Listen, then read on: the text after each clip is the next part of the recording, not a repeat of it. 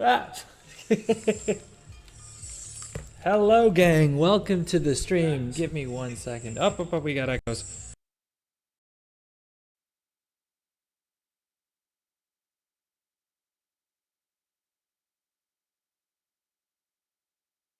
All right, so apologies for the delayed start, everyone. As you guys can see, it seems like we still didn't iron out all of our technical issues.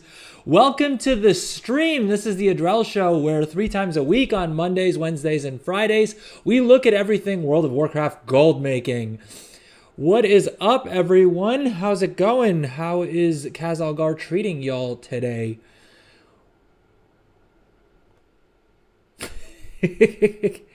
Welcome in, Legendarism. How's it going? I like the emote. What's up? I liked your stream last night as well, by the way. It was cool hanging out. Glad I finally got to hear your voice as well. All right, give me 1 second. I'm realizing that I think my camera's a little bit too zoomed in. So let's just try and fix that a little bit.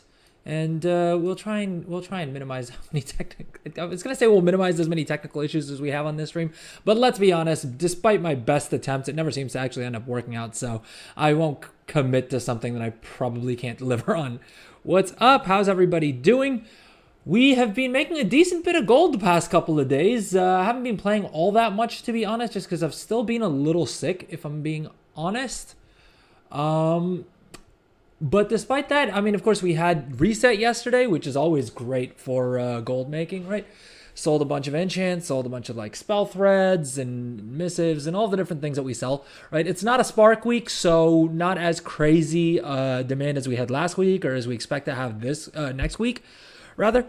But that aside, I've actually been spending a bunch of time on crafting orders. Which, I mean, all of Dragonflight, I hated crafting orders. I just did not think that they were a good way of making gold. But honestly, seeing the margins being what they are in the War Within so far, it's increasingly appealing to me. I think there's some really good gold to be made in crafting orders. I think a lot of people are sleeping on them.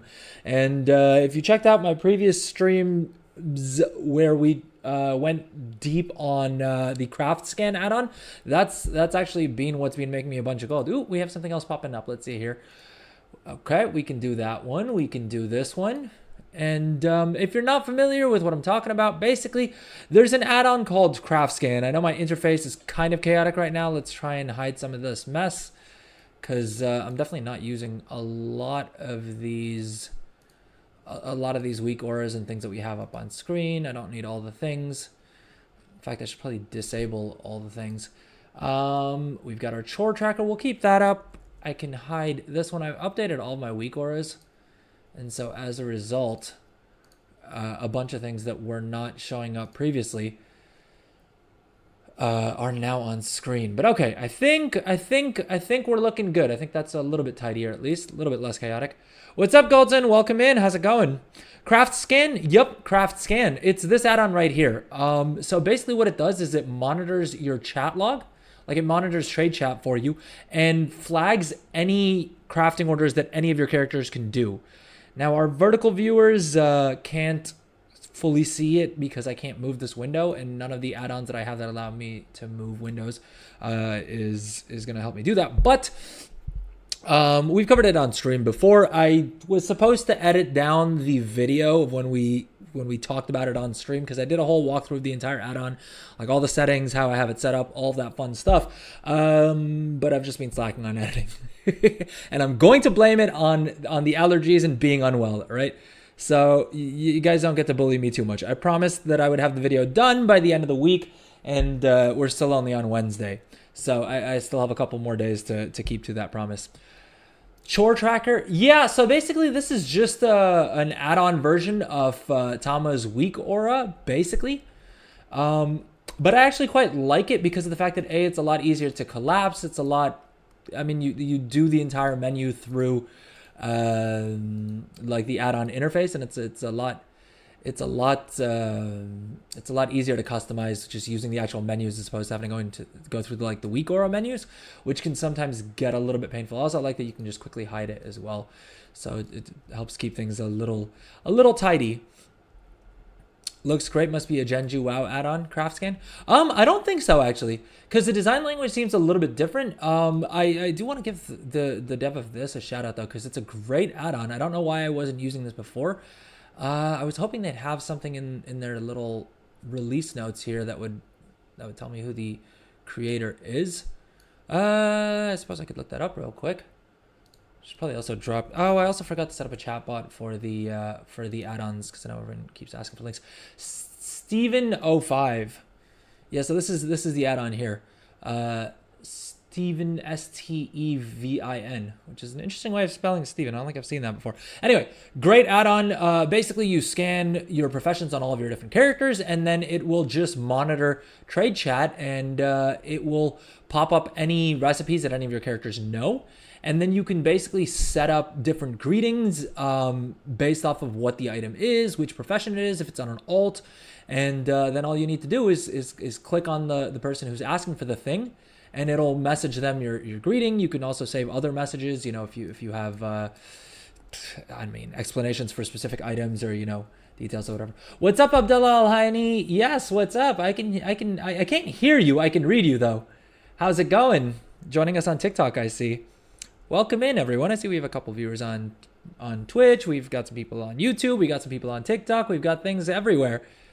What's up, Abdullah? How's it going? Are you playing WoW? If so, how are you enjoying the war within? Are you making a bunch of gold, or are you not making gold and that's why you're here to try and figure out how to make gold? What's my favorite class? Monk by far. Yeah, I main a monk, and I used the remix event to level up characters from all of the different classes. And all that really did was remind me that I only really enjoy playing monk. I don't mind Death Knight. Hunters and warlocks will always have a special spot in my heart, just because that's what I used to play in vanilla. What else? Death Knights I don't mind. Mage I'm starting to get a little bit better at. Yeah, I think that's more or less it, right? Is there any other classes that I'm missing that I like to play? Paladin also I played a bit in vanilla. Well, more than like Wrath, I want to say. Yeah, I think Paladins I played more in Wrath. Oh, you play Classic. Good stuff. Are you interested in gold making in Classic as well, or do you just like actually play the game and don't do the nerdy stuff that I do, like just trying to farm as much gold as humanly possible? Oh, look at that. Two more potential crafting orders.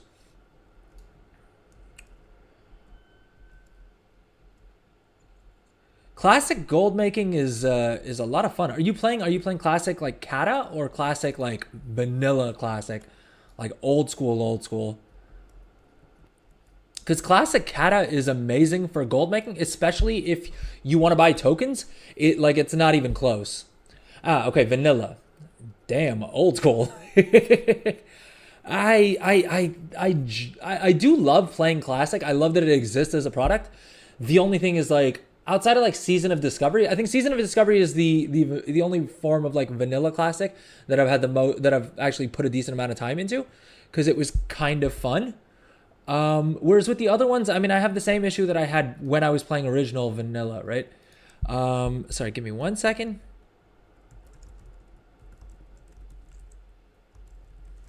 Oh, gotta do customer service. This is the only downside of trying to stream while doing crafting orders as well. Sorry, I was saying Season of Discovery is probably the version of Classic outs. Well, Wrath / Kata Classic is the version of Classic that I probably played the most. Followed closely by Season of Discovery.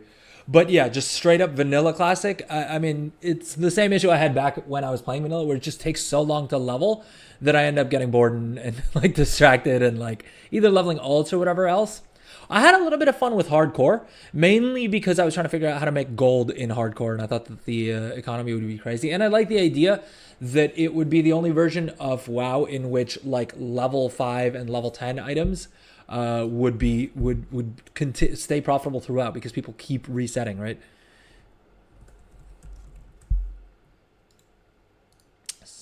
Okay, let's see here.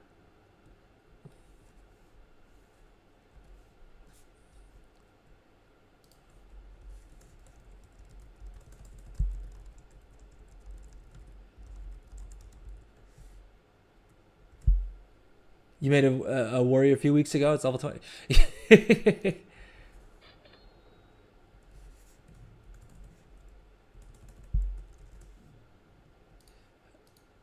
Yeah, so I mean that's sort of what I mean, right? Like the fact that it takes a couple weeks to get to level 22 is just like is just more grindy than I'm willing to do. I mean, to be fair, I play a lot of WoW these days as well. So in terms of raw hours, I'm probably I could probably swing classic. The thing is like I'm just not willing to put in that much time for like one character. You know what I mean? Like I'll do it for my main. Don't get me wrong. I would do that for my main, but yeah, I don't know. I have my classic Andy phases, but I end up just coming back to what do you call it? To retail at some point or the other. Okay, so for today's stream, we have a couple of different like segments that we're gonna do. We're gonna go through Auctionator in the hopes that I will actually edit a video out of that, because I think Auctionator is the easiest and like most valuable single add-on. If you had to just pick one add-on for gold making in actually any version of the game, Abdullah, even for classic, I think by a long shot, if you had to pick one add-on for gold making World of Warcraft, it should be Auctionator, just because it's the simplest and easiest to set up and gives you the most bang for your buck. So we'll cover that. We'll then spend some time on the crafting order builds. So like I said, I've been spending a lot more time focusing on crafting orders because I think there is actually a decent bit of gold to be made there. And I mean, once you have everything set up, it's basically just profits, right? Like there's very little in the way of costs for crafting orders. So it's a nice little thing to throw on top of what you're doing anyway. Even if you're bulk producing, most likely that character has something or the other that they can craft at a decent level without really having to do much of anything else. So all you have to do is check this little craft scan window every couple of minutes, and a couple of minutes or every like 10 to 15 minutes, and you can make a bit of extra gold that way, right? We will then, as promised on Monday's stream, we will then spend some time on alchemy. I haven't spent nearly enough time. Well, I wouldn't say I haven't spent enough time on it. I've spent more than enough time, more than enough gold on it. But alchemy, I still don't have any build that I can like recommend to you guys. So I want to do that. We'll do that live on stream. We'll set up a brand new we'll set up two brand new alchemists. One of them I want to play around with potion crafting, and the other one we'll actually sort out a concentration build. And then if we have more time at the end of the stream, we will spend some time on some delves. And related to that, we'll take a look at my Great Vault here again in a second, just because it's cursed. I don't know why Blizzard is doing this to me. Abdullah, yeah, I do like retail more than classic, by and large, I think. Oh, okay. Thanks for stopping by. Thank you so much for joining the stream and for chatting.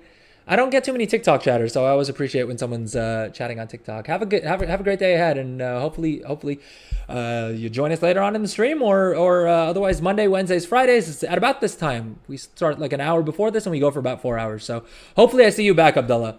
Best of luck out there. Enjoy Classic. Classic it's I wish I had the time. I wish I had the time. If time wasn't a thing, I would definitely spend a lot more time playing Classic as well.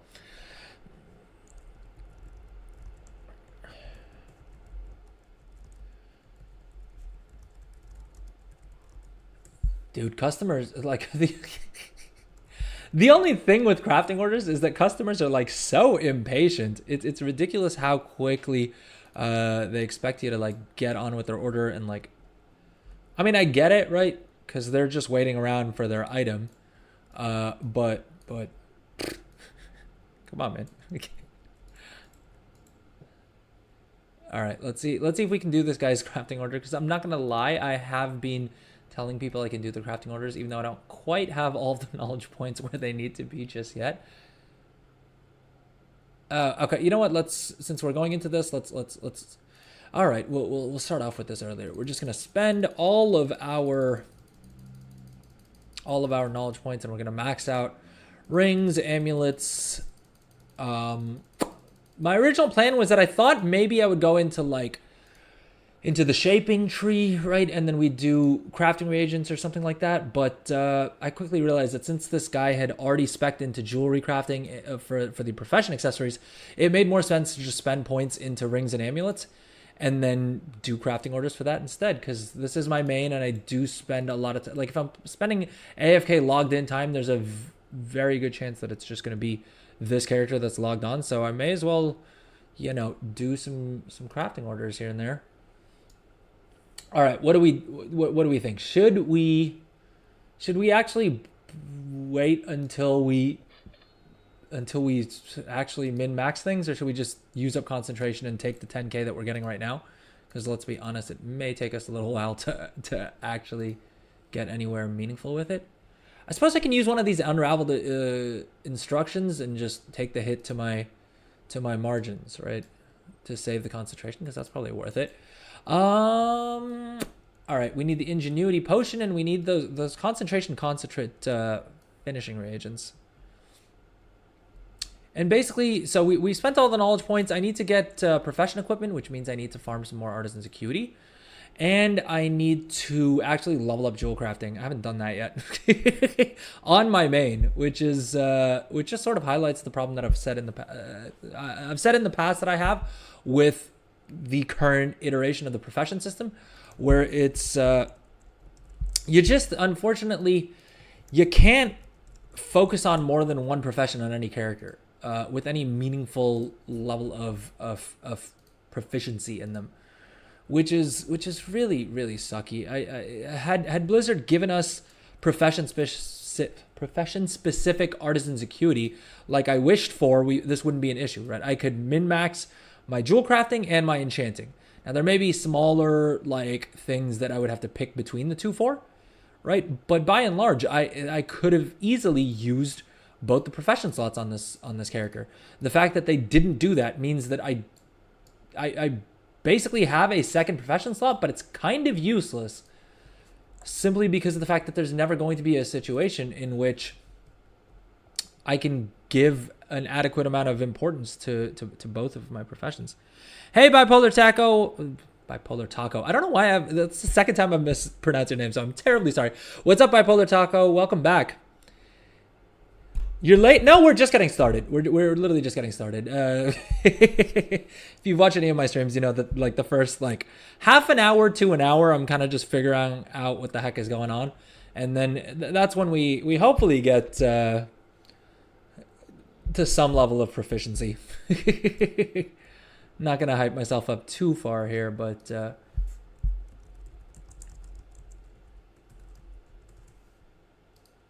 okay, so what we're doing is we're doing work orders, just like literally customer work orders, not even the patron work orders.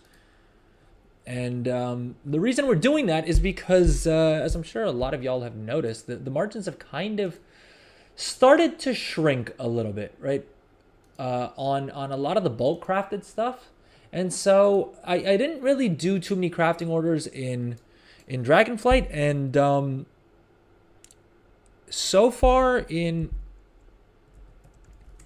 the War Within, just in the past week, we've made about 250,000 gold off of crafting orders, which is not too bad, right? This is just on one account. The other account is probably another 50,000 gold or something like that.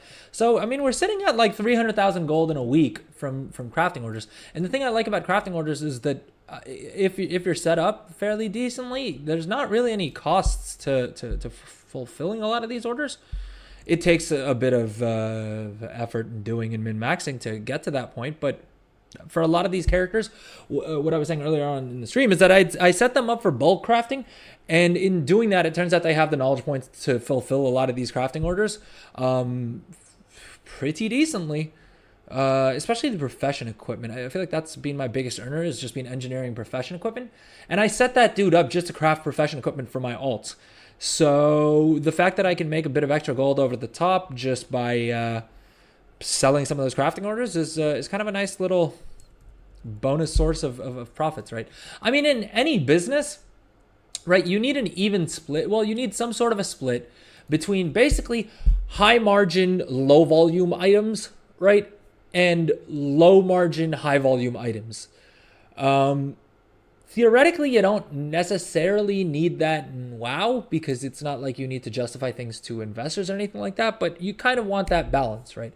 And I think I approach the WoW business in a similar sort of manner, where I want to have a bunch of items that I'm crafting at low margins that I know I can just sell a whole bunch of, But then also items that give me a lot of profit, but I'm not able to scale or like reliably sell as many of, right? And that's just the way that you make the most gold or the most money or whatever it is by balancing those two things out. And so, yeah, that's been my approach so far. And it's been working out decently enough, I feel like, right? We're making a little bit of gold.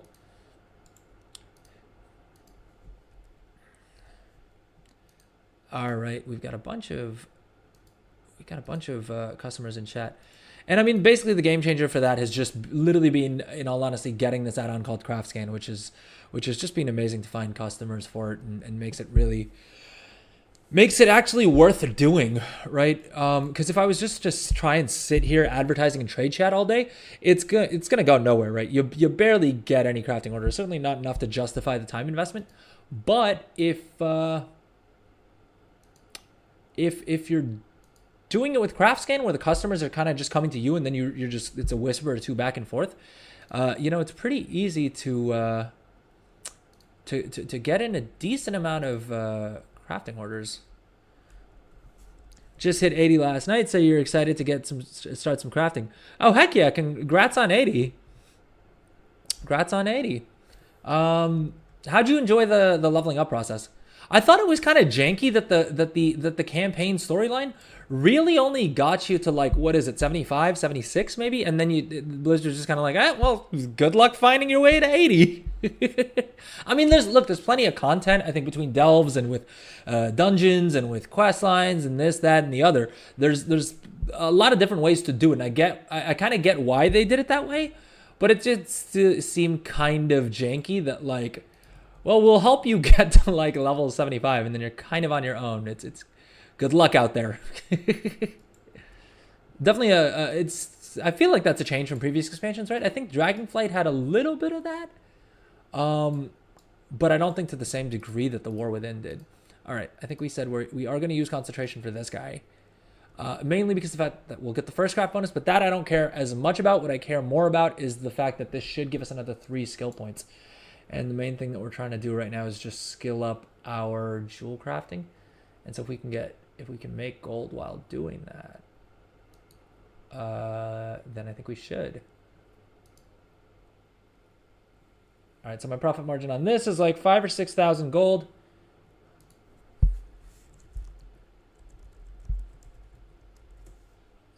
I try to be nice about actually like leaving messages to my customers.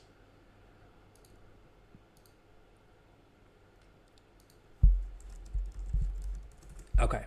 Did we proc Ingenuity? I don't think we did we? Goldson, if you're still here, is there a good way to see if we procced Ingenuity? Because I know you can see it like in this window here, but very often I close out of this before I realize it, and I don't think Craft Sim picks up the Ingenuity procs, right? Is it literally just monitoring my concentration bar just the best way to figure out whether or not I procced Ingenuity on something? Because I suppose that may just be the case.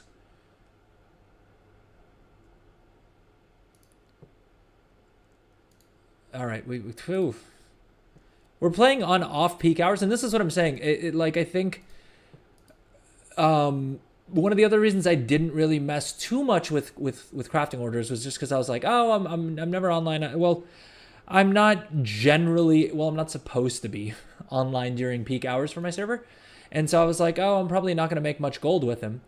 But actually, since downloading the Craft Scan add-on, I've seen that there's actually a good bit of demand, even when there aren't a bunch of people online, simply because of the fact that because there's fewer there's fewer players online, but that also means that there's fewer crafters online, and so as a result, it's easier to get a lot more customers, and so I think it kind of may balance out that way. In either case, I mean, I think having an add-on like this will help you a lot with that. Oh, sorry, Bipolar Taco. Let me catch up on chat. I've just been busy crafting orders for customers for gold.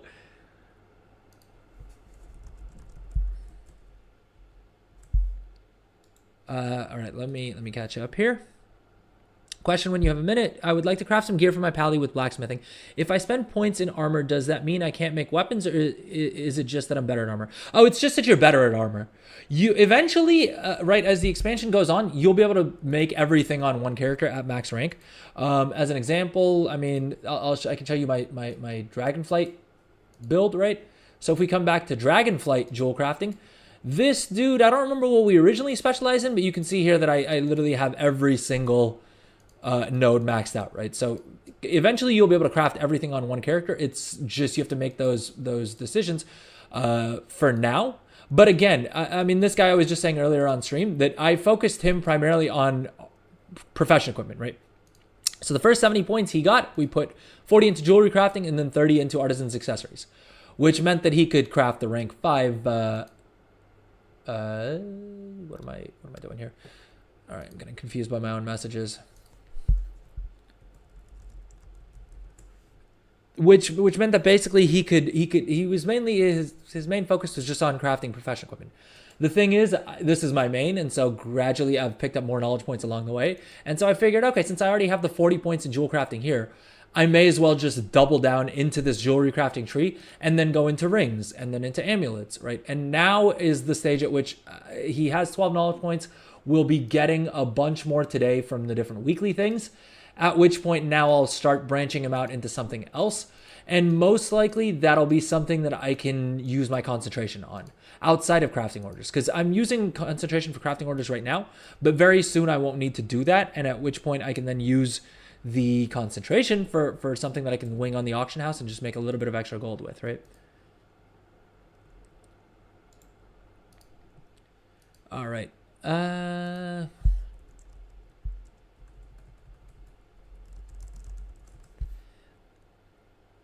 liked it. Have not played retail since beginning of Shadowlands, and yeah, I did a lot of side stuff at first. So I was 78 when I finished, and then did World Quest and got to Tier 5 Delve, and that did it for me. Yeah, fair enough. I mean, that's the thing, right? Leveling up through Delves is a good call anyway, because you're going to need to unlock them at some point or the other. The only thing is the scaling is kind of janky post level 75, which is also what's kind of weird, right? Like, is that the early levels of the expansion are the easiest to level in, but you're also the most OP for it, right? They're the easiest to level in because you're doing the campaign storyline, and so you're just questing and things like that. But you hit like a truck, right? The scaling's super broken. If you did any meaningful type of content, either in Dragonflight or during the launch event, right, you probably are going to smash most mobs until about like level 75, right? And then post 75 is when scaling gets kind of janky, which is kind of annoying because that's when Blizzard's asking you to make your own way and like do delves or whatever. And so I do kind of wish that the scaling was a bit smoother, which I think it was like during early access, and then they kind of nerfed it before main launch, which was also kind of messed up with them in all honesty. You do most of your shopping in the off-peak before work or right before bed. Yeah, that's not a terrible idea. You're planning on decking them out with crafted gear to start off. Yeah, I mean, if you have the gold for it, then you can get a full set. I mean, you can literally get eye level 590 in every single slot crafted just by doing the crest crafted gear. Although I do wonder, yeah, I think the Weathered Harbinger crest cap is more than enough for you to be able to craft crests for every single slot. But I mean, yeah, you can fill in your gaps with that and then gradually work forward from there. And that should be, eye level 590 is more than enough to smash tier 8 delves, I feel like.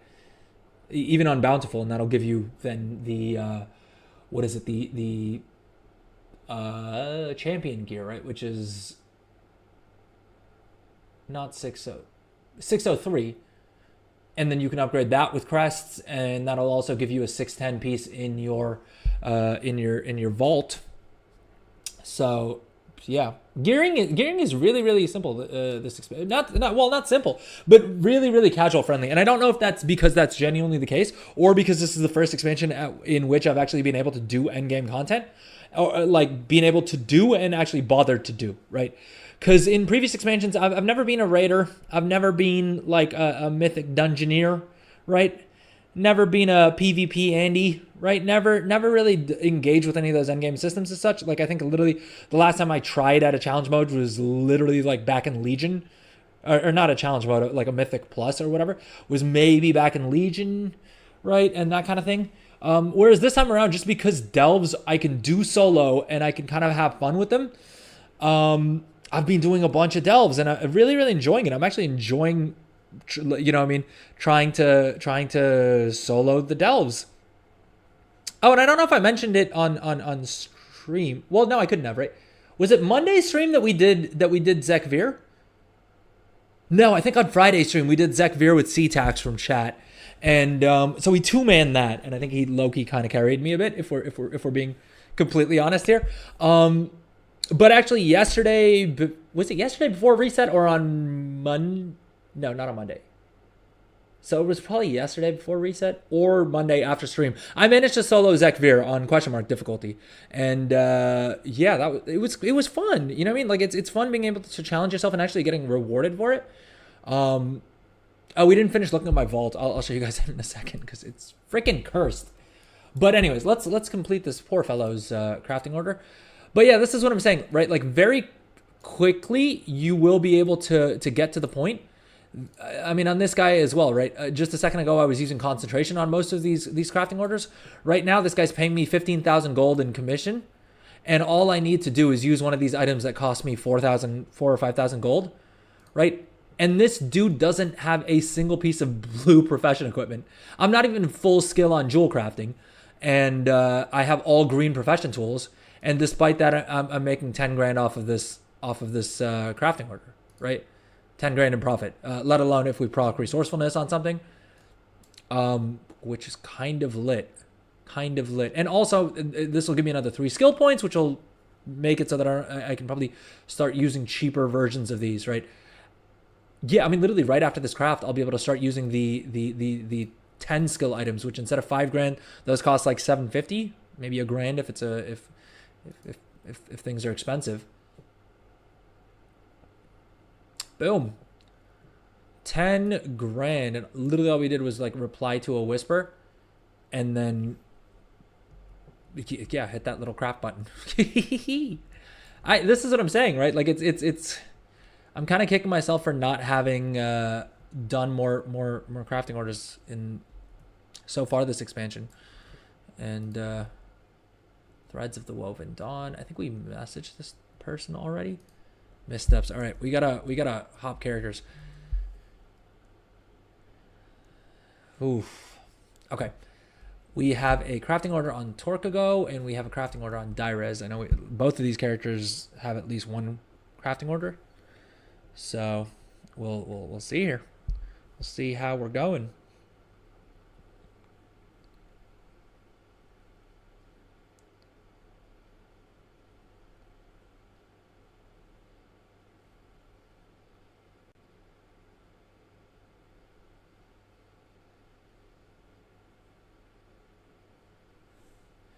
Okay, we're logged in. This dude has an inscription tool, I think, crafting order. And again, I'm literally also reducing my addressable audience simply because of the fact that I'm whispering everyone that I need a 15,000 gold commission. If you're willing to accept lower commissions, you can probably make even more gold, in all honesty, just because you'll get more customers, right? Oh, damn it. I think the person who sent us the crafting order for this dude already canceled it. And that will happen. It's unfortunate, but hey, you can't win them all. The other thing I really like about the craft scan add-on is that it actually also tells you which items are being looked for the most. So it has this nice little analytics window here, and basically here you can see which items are the most in demand on your server. So I'll move this over so our vertical viewers can see this as well. But basically on my server, which is in North America, it looks like the #1 item that people are searching for is the Vagabond's Bounding Baton, right? I don't have any scribes that can craft that. And so that's what I'm probably going to need to do, right? I'm probably going to set up a character that specializes just in crafting the Vagabond's Bounding Baton, because totally we've seen 104 requests for it in the past week, which is an average of 23 per day, right? And at its peak, there's 16 orders for these being sold or being requested per hour, which is wild, right? If I can guarantee these at rank 5 and I charge a 10K commission on each of those, what does it matter? Yeah, that's 160,000 gold in commissions. Lit, because that's literally just one item. So yeah, so that's one of the things I want to set up. I think also this one, the Everforged fan braces, it looks like a lot of people are buying blacksmithing bracers, I guess. I guess a lot of plate wearers are getting the what do you call it? The plate bracers crafted. And so again, that's about 14 per hour? That's another 140,000 gold per hour right there. Right. And again, there's one-time setup costs, but in a lot of cases, you will pay off the cost of getting to that point in terms of leveling up the profession and like doing your patron crafting orders and whatever other nonsense you have to do to get to that point. You can very easily get done simply by... Oh no, my chat log is glitching out on me here.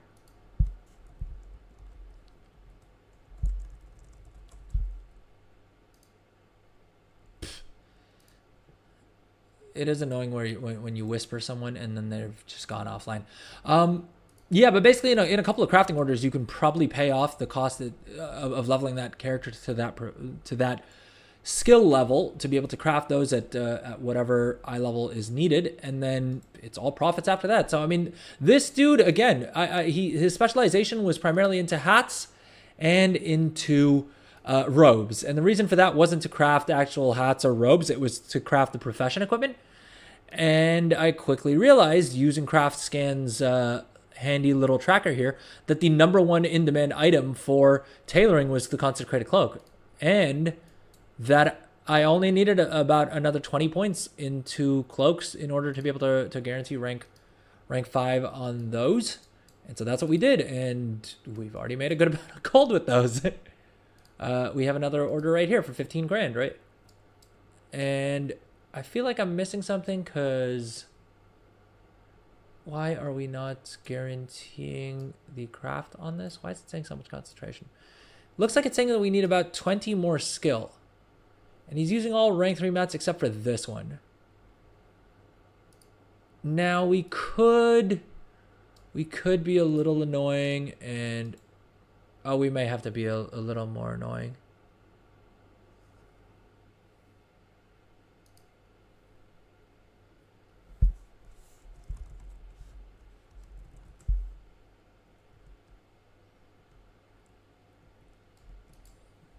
All right, we don't want to be crafting orders on this. On this character, on this guy, what are we doing here? I suppose I could use up one of these items, but I don't know if it's worth 15 grand. Probably, right? Well, I mean, I'm just thinking the item that gives you 20 skill is worth like 10. Dude, what happened to the prices on these? They're down to 2,500? Yeah, that's lit. I've been budgeting like 5,000 for them. Dude, that's sick. Yo. All right, wait, where can we get more skill to guarantee max rank on this? I think basically the other profession equipment, and I don't have enough artisan's acuity for that. So that's kind of a no-go. But I wonder if we just whisper this dude and ask him to use slightly better materials. Because basically my choice is either I use up... We're doing one of two things here, right? Either we're using up that item that we have, that this one, right? The Artisan's Consortium Seal of Approval, which will give us 40 skill. Bosh, done. Bob's your uncle, right? Or we ask him to give us better mats, or we use concentration. And I don't want to use concentration unless I absolutely have to. So...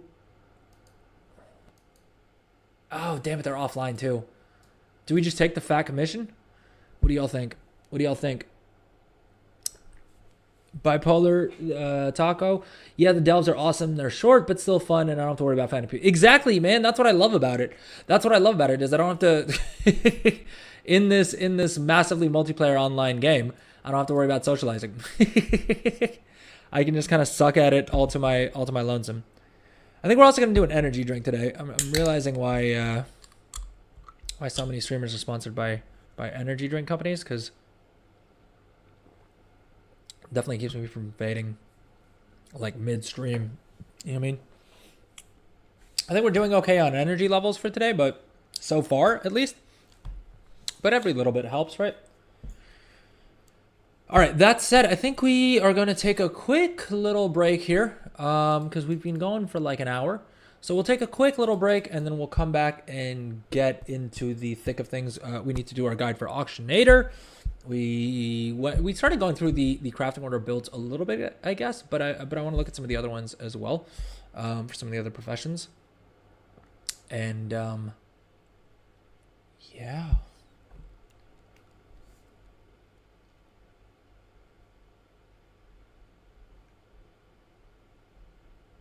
Probably a good idea for me to throw to break if I'm saying that we're gonna go to break instead of just having the camera on and writing things in my notebook. You don't mind socializing, but sometimes it's good to not have to. Exactly. I mean, look, if I wanted to run delves in a group, I could do that, or I could run dungeons, or I could do whatever, right? Like you still have that option, but having a solo option is definitely really nice, especially for someone like me who plays on off-peak hours. Not having to worry about finding a group or filling a group or like dealing with people kicking and whatever. Or heck, my wife, as many times as I've explained to her that like I'm at a boss or there's like some giant boss on my screen, she does not understand the fact that you can't pause a live online game. And so in Delves, it's kind of nice being able to just like pause, like actually take a second, do whatever she's asking me to do or reply to her and then get back to it without anyone yelling at me for being AFK. All right, that said, let's take a quick little break and we will come back and continue with what we're doing, I guess. It's a little bit more anticlimactic than I planned, but hey, what are you going to do? All right, see you guys in a few.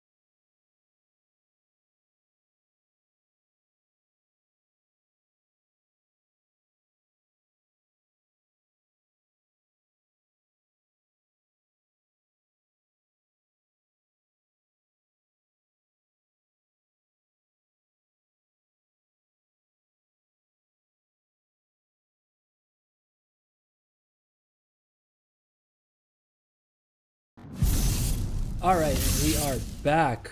Welcome back, everyone. How's it going? Oh, probably a couple other admin-y type things that are worth mentioning is we have a bunch new. We have well, not a bunch. We have a couple more. We have a couple new emotes. All right, we've got me giving the thumbs up. Right, that's kind of fun, right? We have the gold bags, right? Money bags. We've got. Is this one not working?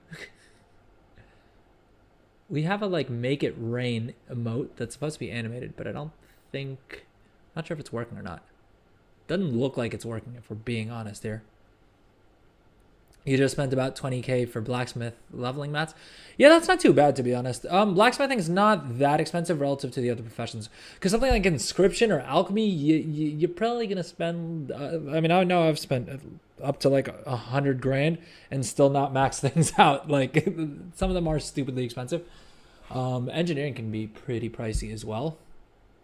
So 20k for blacksmithing is not too bad. Are you going weapon spec or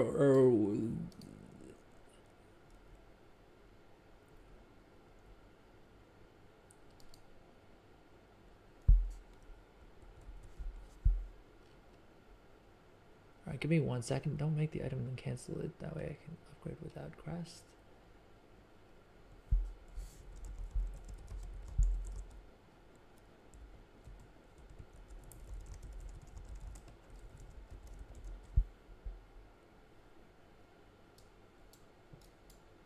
I mean, so what I would say is, are you trying to bulk craft something, or are you trying to? Ooh, it's a juicy one.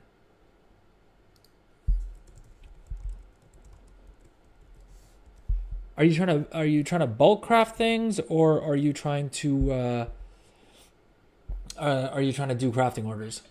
I would say honestly, like the crafting orders are fun. Don't get me wrong, right? I'm not trying to talk you out of that, but honestly, it's not. The gold isn't that great. Consecrated cloak. Can we use up concentration on this? I suppose we can if we absolutely needed to. The only question is it a better call to use up the concentration, or to just use up the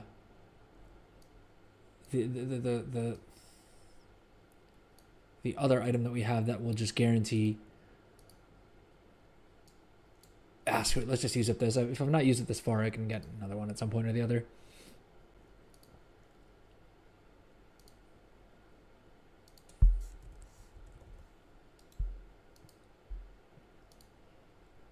Sorry, I will get back to your question in just a second here, Taco. Yeah, I think I'm screwed. I think I'm just gonna do this. 15 win is not too bad, right? Can't really complain too much about that.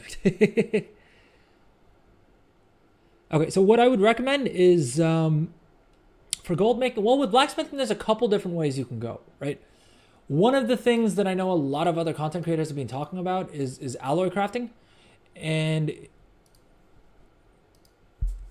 I'm a bit skeptical about that, primarily because of the fact that there's so many content creators talking about it, right? And generally, in my experience, in WoW, the second it hits YouTube is like when.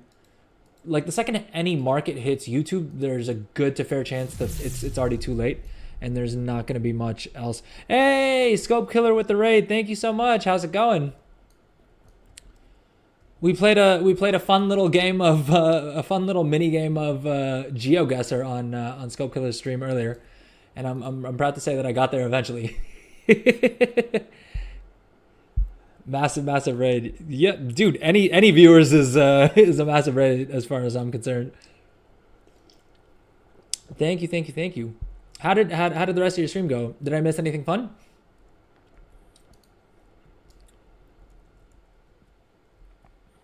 We're just doing crafting orders, and so far I think we've already made like, yeah, dude, we made 120 from earlier in the stream. We made is that number right? That can't be right. Hold up. Okay, this is last month. Let's see, last week. 1 second. Now I'm confused. All right, we made about 60,000 gold in crafting orders in the past hour that we've been streaming. And that's semi-AFK and me mainly talking to chat more than actively actually doing as many crafting orders as I should have been doing. But yeah, we still have a bunch. We still have a handful more crafting orders that we need to do on a bunch of these different characters. All right, I think I need to log over to my blacksmith because I think he has a crafting order. Someone's calling me. All right. But yeah, we've been setting up. We also spent some time going over setting up my main with jewel crafting, to be able to do those crafting orders, and we're able to get like 10, 12 grand in profits from each of those crafting orders with green profession equipment, which is a crazier thing to me. Because jewel crafting on my main, who's entirely focused on enchanting, right, spends all of their artisan's acuity on the enchanting tools, on the enchanting knowledge points. I didn't think there was really a lot of gold that I would be making with jewel crafting outside of like maybe a concentration build. But I've honestly, I'm not doing the concentration builds much at my own peril. I don't recommend anyone else do the same. But I mean, if you just take a look, almost all my characters are probably either capped or very close to capped on concentration. Yeah, here we go. Check this out. This is one account. Everyone has max concentration. Not good. Not good. And this is my main account, and you'll see the exact same thing here as well. That like I don't know. I'm not finding concentration builds that exciting, and so I'm just not doing it. Right. This is my main account. You can see again, mainly capped on concentration. Which is not a good thing, by the way. I'm not saying that anyone should do this. Use your concentration. Don't be like me. All right, it's actively costing you gold to be as dumb as I am. And I would certainly not recommend doing as I do. As always, do as I say, not as I do, and you will make way more gold than I'm making. And I'm making a decent bit of gold, so you can hopefully take my word on that. But yeah, I mean, so as a result, I've just really not been doing concentration builds, and so on my main, I was able to figure out how to make that work, despite the fact that we weren't using concentration builds. Or sorry, what am I saying?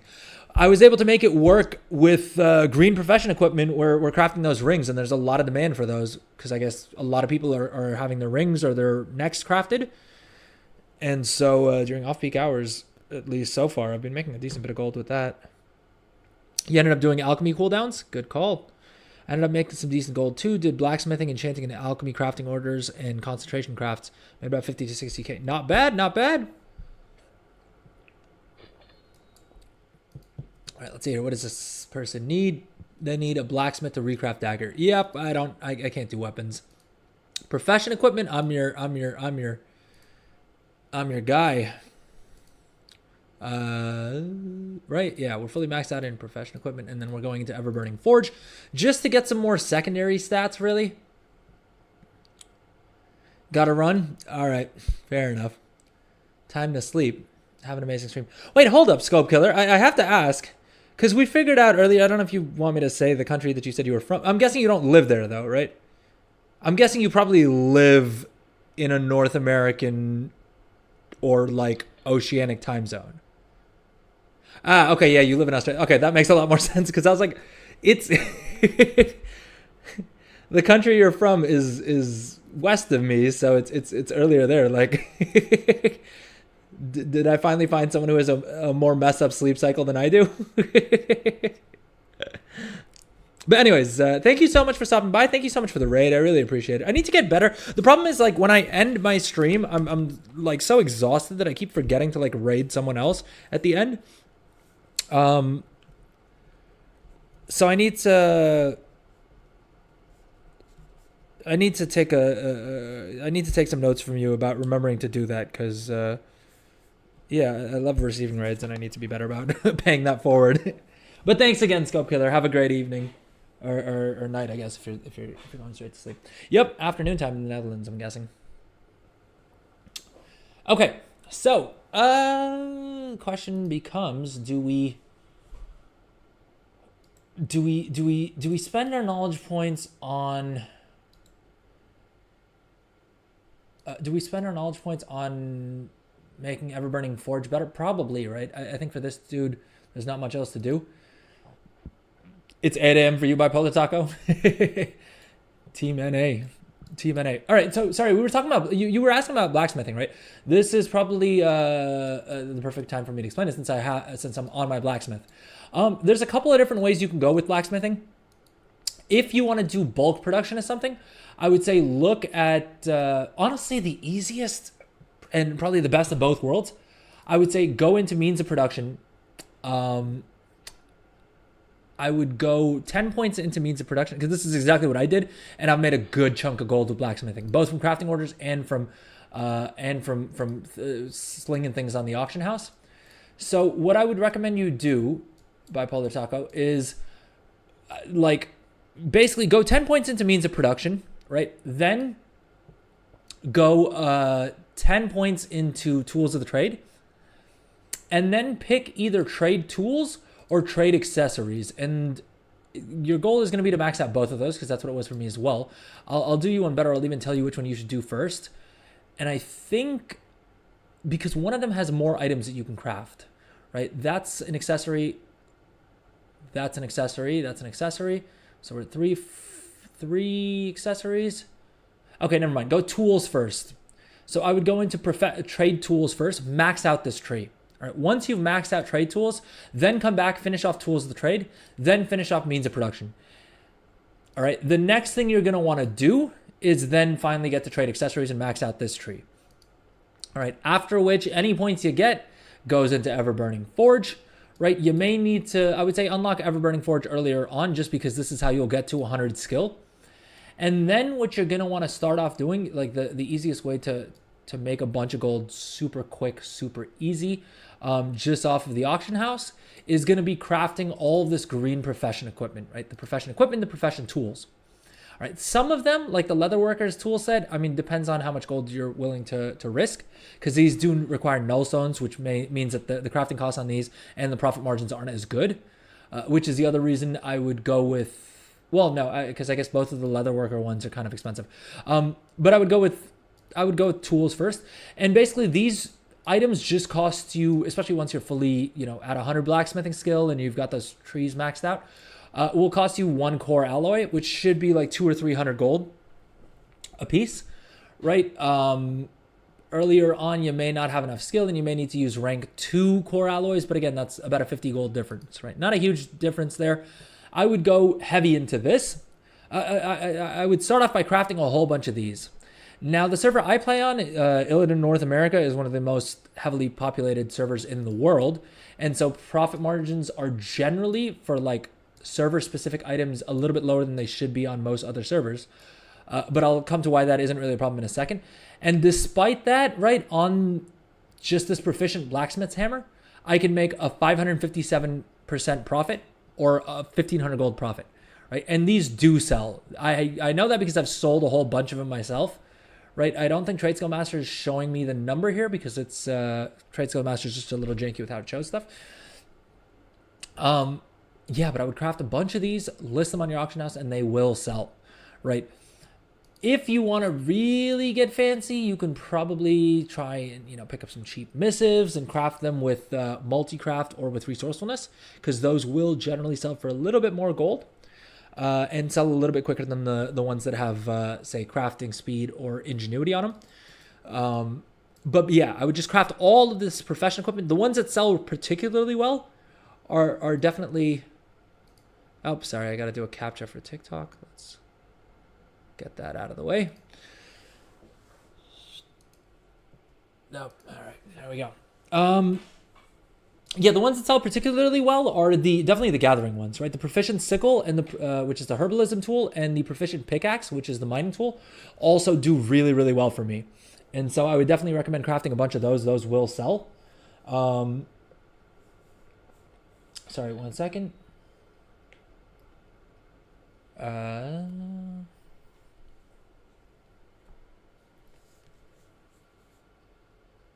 right.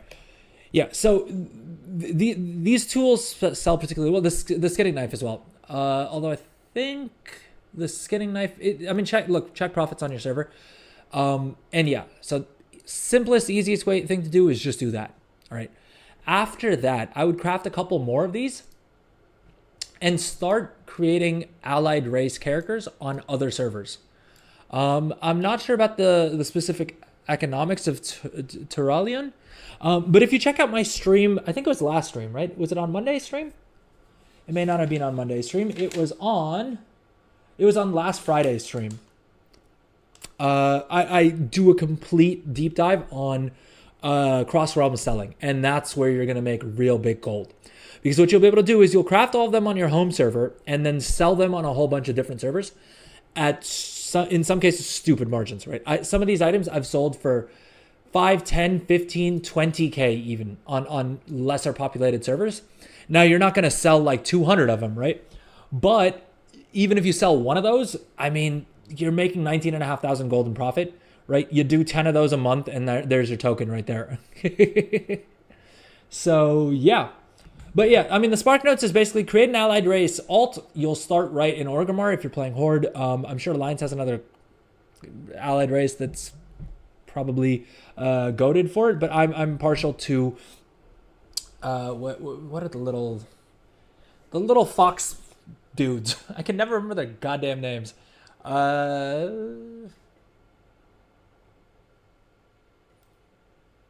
Volpera, there we go. Thank you, Bipolar Taka. That was driving me wild. Yeah, the Volpera start right in Orgrimmar, and they start right next to like what I describe as the goat spot for auction housing. And yeah, all you'll have to do is you'll pull the items out of your war bank, and yeah, post them up on the auction house. Super quick, super easy. Shouldn't take you more than like maybe 5 minutes a day. You could even post them for 48 hours, and then you only have to check those characters every 2 days. And you will get sales off of those. You won't have to do anything crazy like cancel scanning, under scanning. At least, look, you can do it if you want. If you really want to push it, or if you're low on capital, then it may make sense to do that. I don't bother doing that, and I've still been making decent amounts of gold. If we do some mailbox opening later, we may check out the other servers, but yeah, I'll very often log on to the servers and have 50,000, 100,000 gold just lying in my mailbox, and that's, I would say my crafting cost for all those items is probably like 50 to 60,000 gold, so it's like 120,000 gold in profit, 120, 160, whatever it is, 1,000 gold in profit every day really, if I was on top of posting my stuff. So that's a great little side hustle.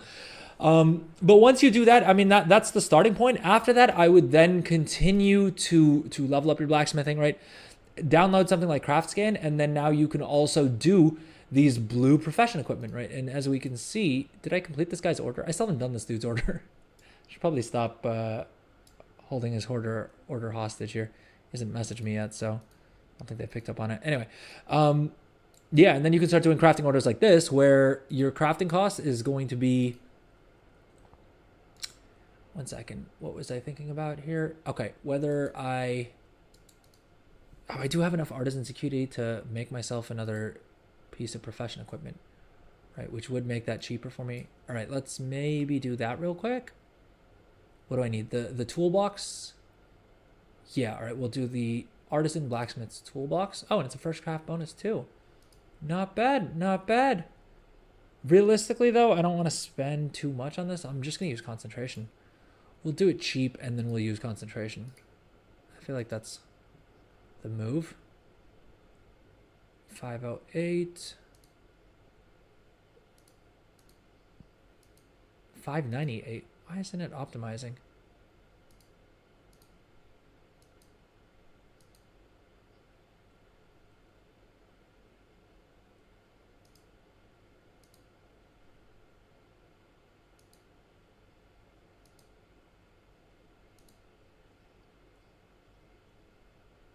Is this... Okay. So, I think if we do this... Oh, it still needs more concentration. Okay, so I guess Craftsman is actually optimizing for it. We can pay that off. 3 grand, 4 grand. We can easily pay that off just by doing another crafting order or two. The question is whether or not we want to use up our 4060, 3904. All right, so the framework probably not going to be worth it. But we can easily pay for this just with that one crafting order. And the resourcefulness will eventually pay for itself anyway. Okay, so I think we're going to craft this piece of professional equipment for ourselves. And then we're going to actually complete that poor fellow's crafting order. But yeah, so basically after that, yeah, you get the best of both worlds. You're gonna have items that you can stick on the auction house and that you know will sell, right? That you can also use to participate in the cross-realm trading. And then you'll also be able to do crafting orders on your home server if you want. And am I missing anything else? I think that's more or less it, right? After that, you'll go into, yeah, Ever-Burning Ignition and take it from there. What's up, Mark Omley? Mark Omley? Am I saying that right? On YouTube vertical chat. What's up? How's it going? I'm so sorry. I just saw your message. How do you get from 70 to 100 blacksmithing? Honestly, if you specialize into something, you'll have more items that will give you skill ups, and so then you may be tied to crafting orders. But the absolute simplest way is just doing the Ever-Burning Ignition. Right, it does use up some artisan's acuity, but it's pretty cheap. It's about 269 gold in other mats. And so 70 to 100, the absolute easiest, simplest way. It takes some time.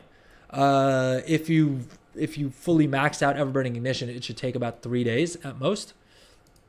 But basically, you'll come into Ever-Burning Forge, and right as you learn this tree itself, you'll unlock the recipe for Ever-Burning Ignition, and then you just craft one of these. I think to begin with, it's basically you get one charge every 2 hours, and I think you start off with like 3 charges. So early on, you'll have to probably hop onto this character every 3 hours to not waste any charges.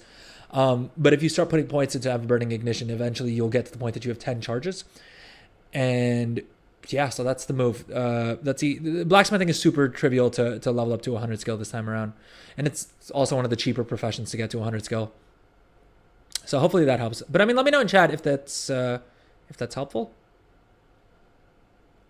Thanks again thanks for watching. Well, thank you everyone who's watching live, by the way. I don't know if I mentioned that this stream.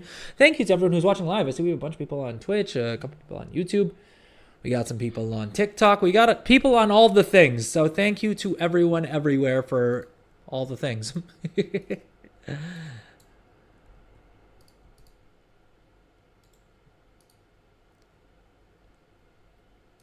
You just started a few minutes ago and you're at 46. So yeah, super easy, super fast. Yep. Yeah, blacksmithing is one of the definitely the less painful ones to get set up. And that's why one of the things I want to do is set up a blacksmithing armor dude and a blacksmithing weaponsmith. I think my main focus is going to be on not professional PvP equipment, I guess.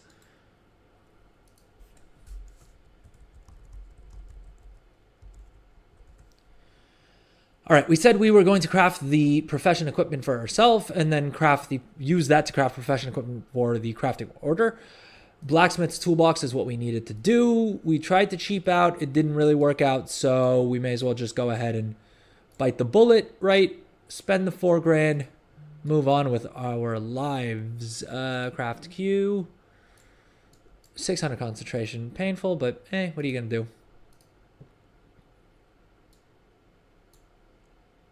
I'm wondering if I'm forgetting anything. Am I about to do something dumb?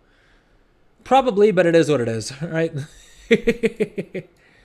All right, let's go pick up the mats for our own profession equipment, and then do we have the blacksmithing order quest? Nope, but we'll get that done in a second here, and so then we'll be good to go. All right, what do we need here? We need alloys and ring and deep ingots. I'm already sitting on some rank 3 alloys. Dude, this is what I do is I either buy too many mats or I have resourcefulness give me back mats. And so I'm always sitting on a bunch of like rank 3 materials that I forget that these characters have. I mean, I'm sitting on null stones, right? The price on these has probably dropped since I bought them. Yep, they have, because you can see I bought these when they were at an average cost of 4,850.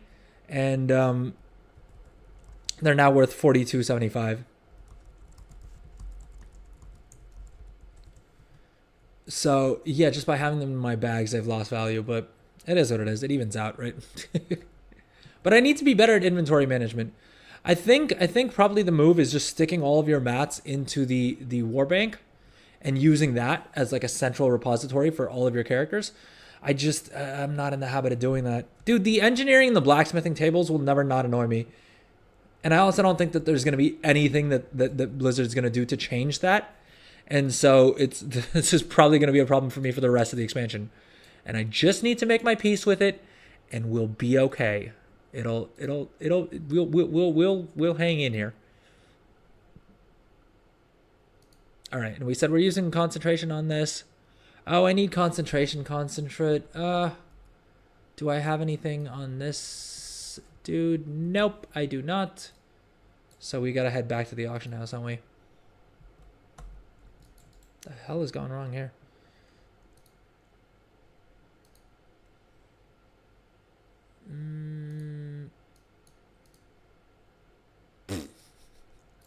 Inscription public crafting orders are so janky. There's always like a million crafting orders up for these treatises, but no one wants to actually like tip anything decent at all. I mean, I guess the resourcefulness procs on the Boundless Ciphers is kind of sweet, but even then, not really enough to justify doing it in any scalable manner, right? Okay. I said we needed to go pick up some concentration concentrate. Let's go do that. I wish I had a Brutosaur. Said every gold maker ever.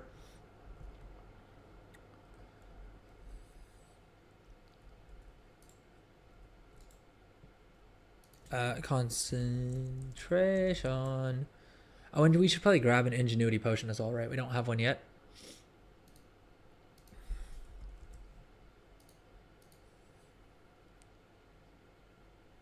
You're looking for one right now? Wait, you're looking for a treatise crafter? All right, and we needed the file of concentrated ingenuity. I think we'll just do the rank 1s, to be honest with you. I'm too cheap to spend on the rank 2s. Oh, the AH mount? Yeah. I think we all are. I think that's the problem. I'm not going to lie. I kind of thought that having that was one of the reasons why I wanted to have an alt army.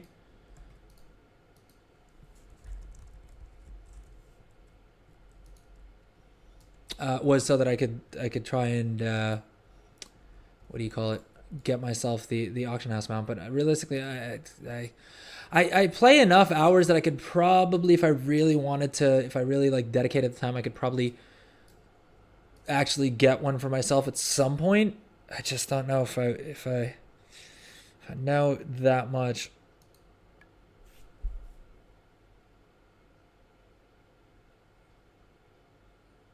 You got to find the new spot where people hang out. No, dude, they used to be 5 million. I wish they still were 5 million.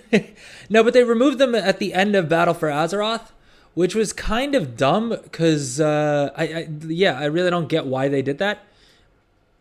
I mean, they've given their justifications and whatever.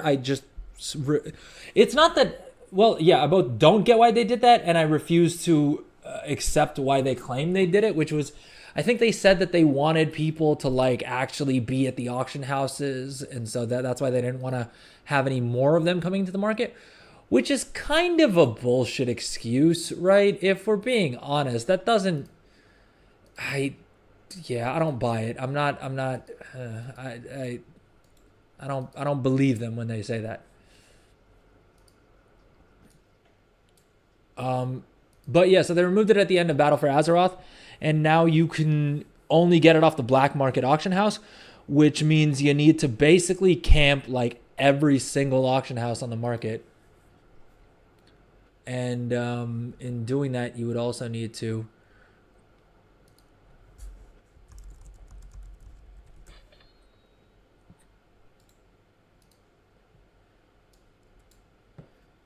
sorry, 1 second. I'm trying to do too many things at once. This is basically the problem here.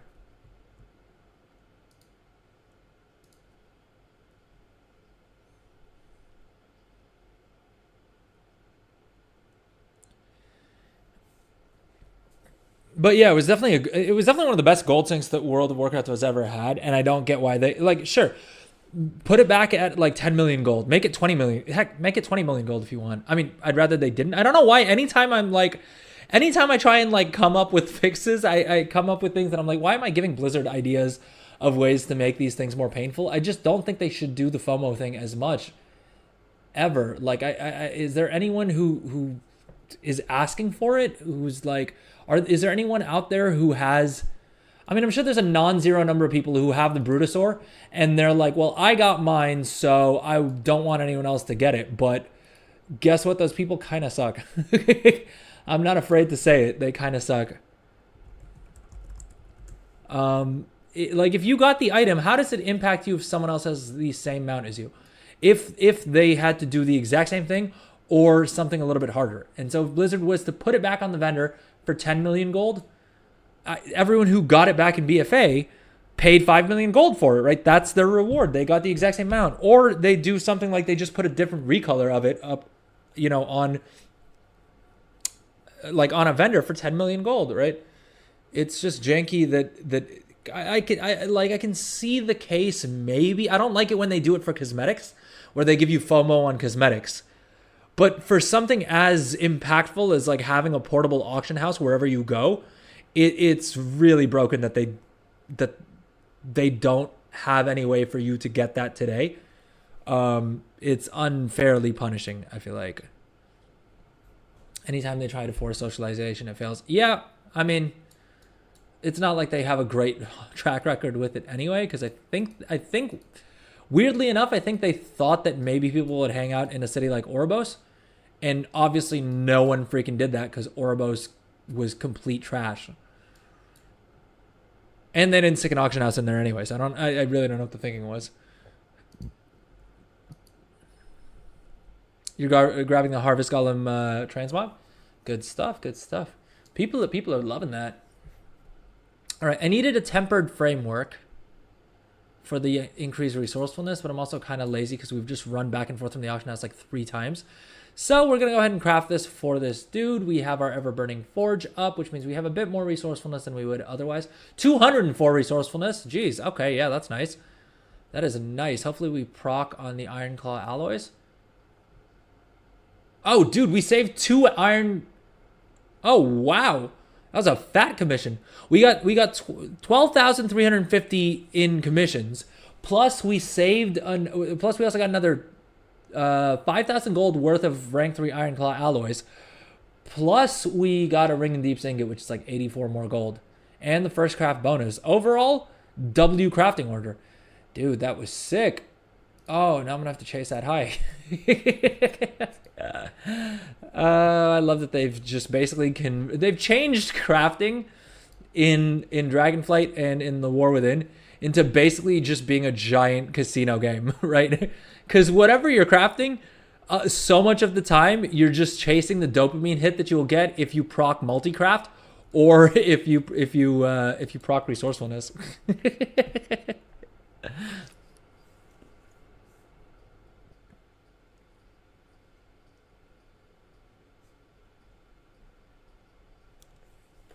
What's up, Massa Louie?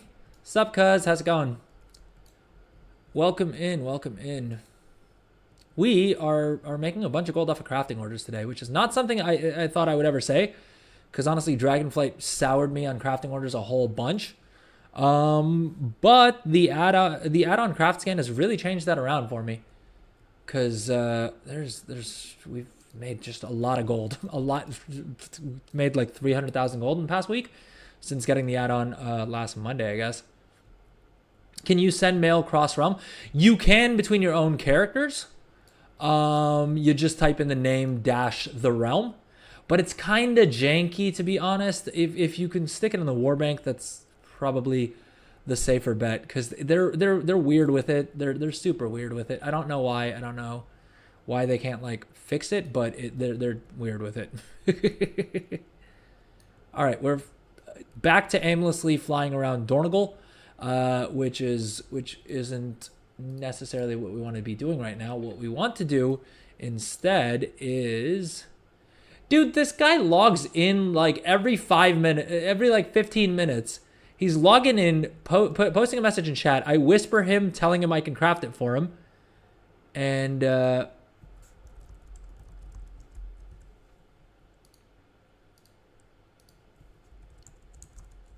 then he logs off again.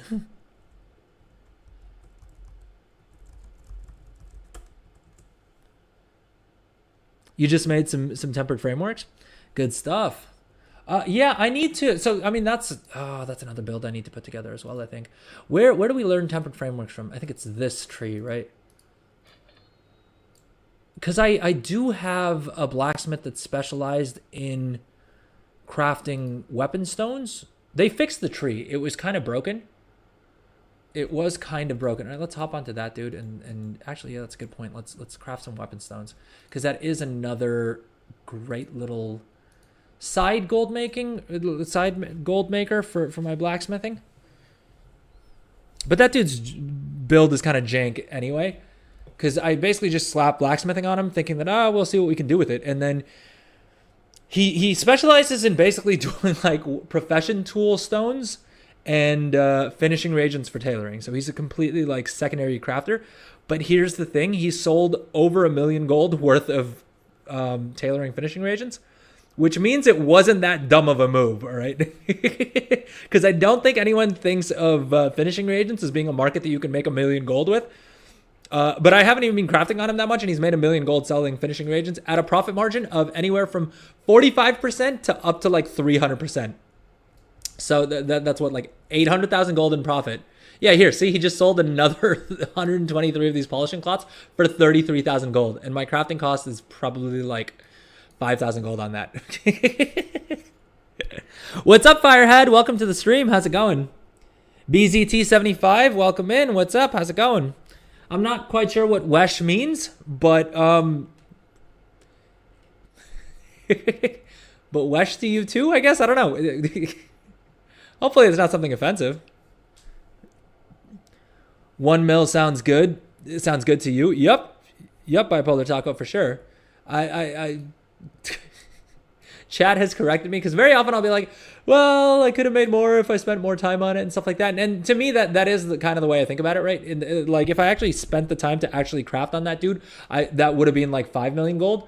I get distracted, I get bored, and so like I'll figure out a great little gold maker, and then I'll just move on to the next thing instead of actually getting as much gold out of whatever the thing is. Which is, again, not the thing to do. But we were talking about profession equipment, right? So this is my guy who just sells profession equipment.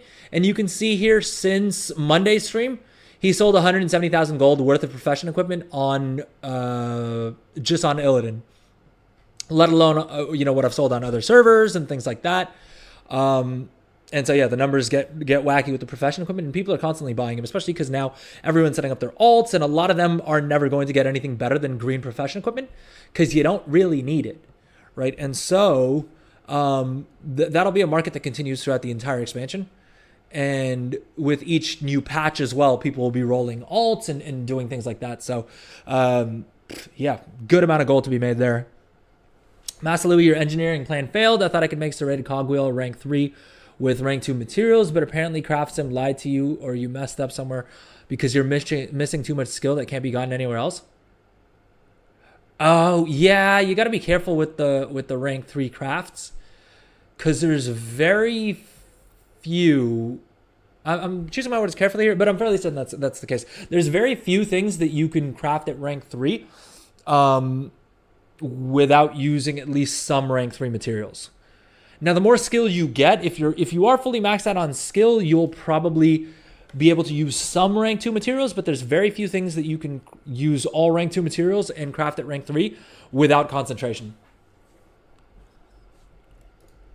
Music's getting lit. YouTube and TikTok viewers, in case you're not aware, the music is only on Twitch. But what's up, Firehead? How's it going? Are you making gold? Did you try out any of the things we talked about on stream the other day? Did they work? Hopefully they did.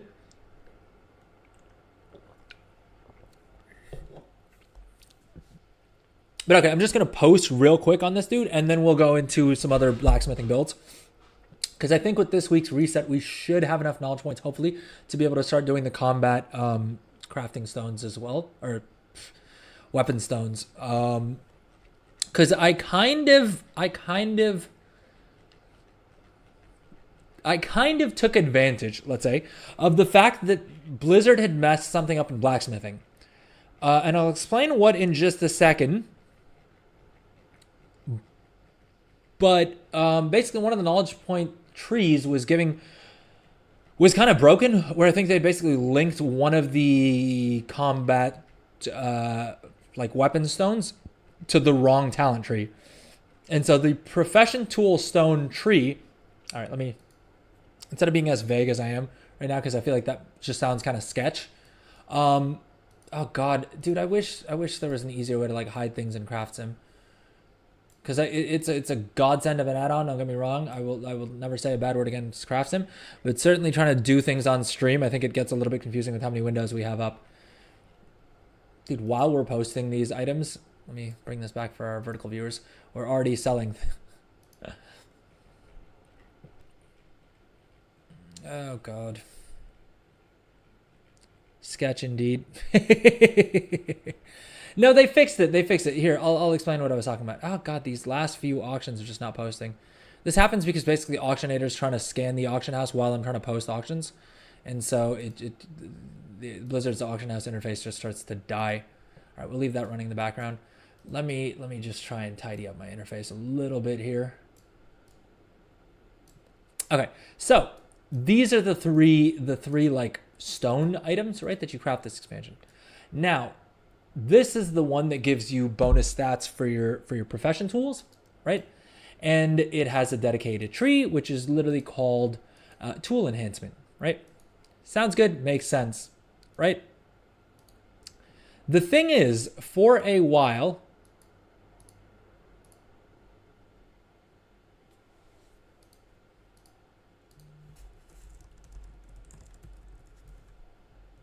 okay, we're still on this blacksmith as well. Dude, why is it not picking that up? Oh, I think it's not picking up the Russian names. Ah, that's kind of annoying.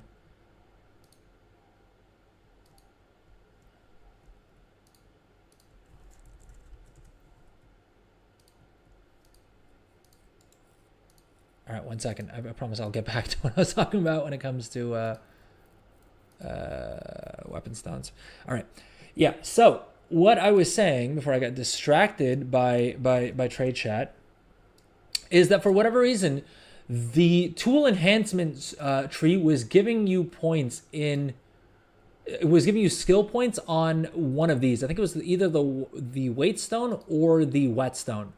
For some reason, the link was like broken up, and so having talent points into the razor stone, which is the profession equipment stone, was giving you skill in on one of these weapon stones, and so I was crafting a lot of those.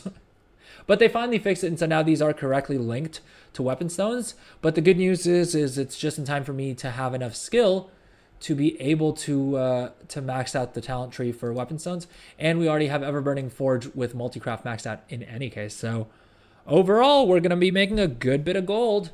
And so I'm stoked for that as well.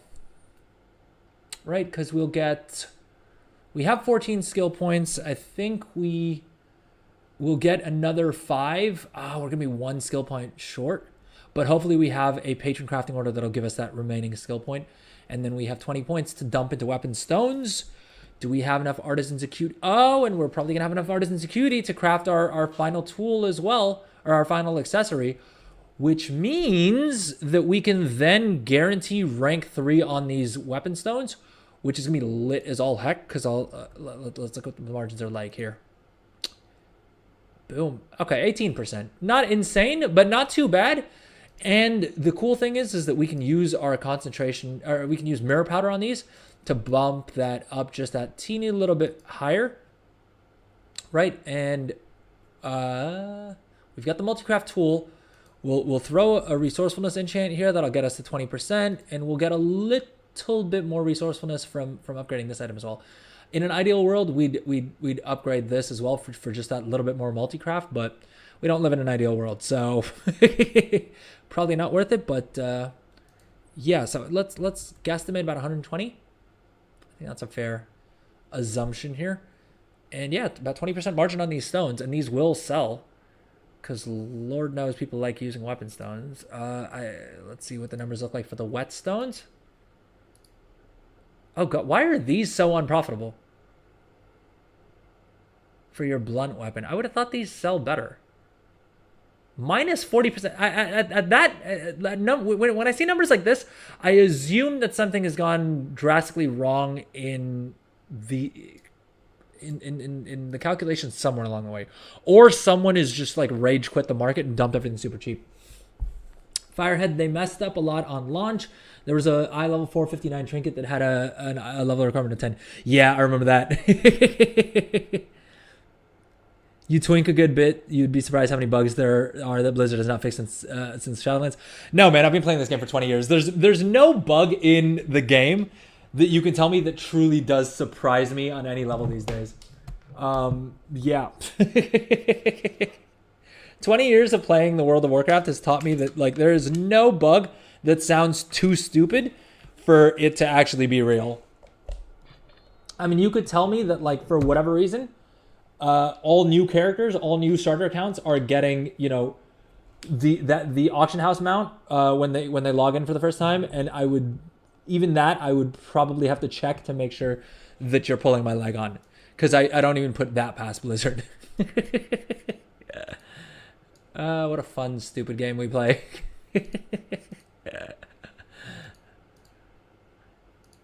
Okay, yeah, so I think this is literally just one of those cases where someone has rage quit this market or is doing the farmed it so it's free thing, which is usually the answer. If numbers don't make sense on a given item, it's because whoever you're competing against is farming their own mats and thinks that because they farmed the mats, those items are now free. And that's not how anything works. It's extremely frustrating, but there's always people who are going to do that. And it's just an unavoidable part of playing the auction house. And your best bet is just to wait until they get burnt out from farming up their own mats or whatever, and then they're good. They don't really care about non-current expansion stuff. I mean, yeah. Dude, they barely care about current expansion stuff. Let's be real here. Let's not pretend like Blizzard's like super responsive and on top of their stuff when it comes to like current expansion stuff, right? They barely care about that crap. And so, yeah, I don't think they... I wouldn't hold my breath for them to fix anything anytime ever. Flip it. Flip the stones. Can Craft Sim show you how to get rank 3 with the cheapest materials, and if that's possible? Yeah, for sure. So, I mean, as an example here, right? Let me see if I have a good example for something like this. This is probably not it, because I don't think whatever I do, I would... All right, let's simulate that I had all of my knowledge points put into alloys, right? And where are we short? Yeah, so you can see here what you'll do is you'll set this to rank 3, the maximum quality here. Your knowledge points, it sounds like you already have these maxed out, so you probably don't have to mess with this too much here. And then you will need to play around with it a little bit, right? I would definitely come in here and mess with the finishing reagents. Most likely, Mirror Powder or potentially the Resourcefulness ones are going to be the best ones for you. And also for things like enchanting, where the mats, right, like rank 3 mats are super expensive, I would test out using some of these finishing reagents that give you additional skill. Turns out this wasn't a good example because it only has like one reagent, and so it doesn't really work too well. But let's say we had, I don't know, I'm just throwing random numbers in here. It'll tell you, for instance, here when you hit assign, that actually you can craft these at rank 3 with 2 rank 2 bismuth and only 8 rank 3 bismuth. And so that way you can sort of check it out, like you can sort of work backwards from that. The divisible ooze scales to a mythic plus item outside of time walking, even if you're at level 10.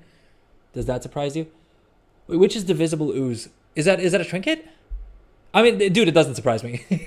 Again, like I said, there's very little that you can tell me that will actually surprise me. I was surprised as hell the other day because Seekjut in chat didn't get a reset. Like none of his quests, none of his nothing reset for him for like an entire week. Which that did surprise me because that does seem game-breakingly bad. And Blizzard's response was just like, "Oh, yeah, we fixed the bug, and so you'll get a reset next week, but this week kind of sucks to be you. Anyways, that'll be $15 at the end of the month. See you guys." Which is just I'm giggling, but it's just so annoying that it's like impossible to like understand what they're thinking there. From Shadowlands last boss of the slime area. Is that a trinket? But yeah, things not scaling properly. I mean, dude, Blizzard's scaling system is so broken. I mean, all you have to do is participate in TBC time walking. Or heck, remix. What else?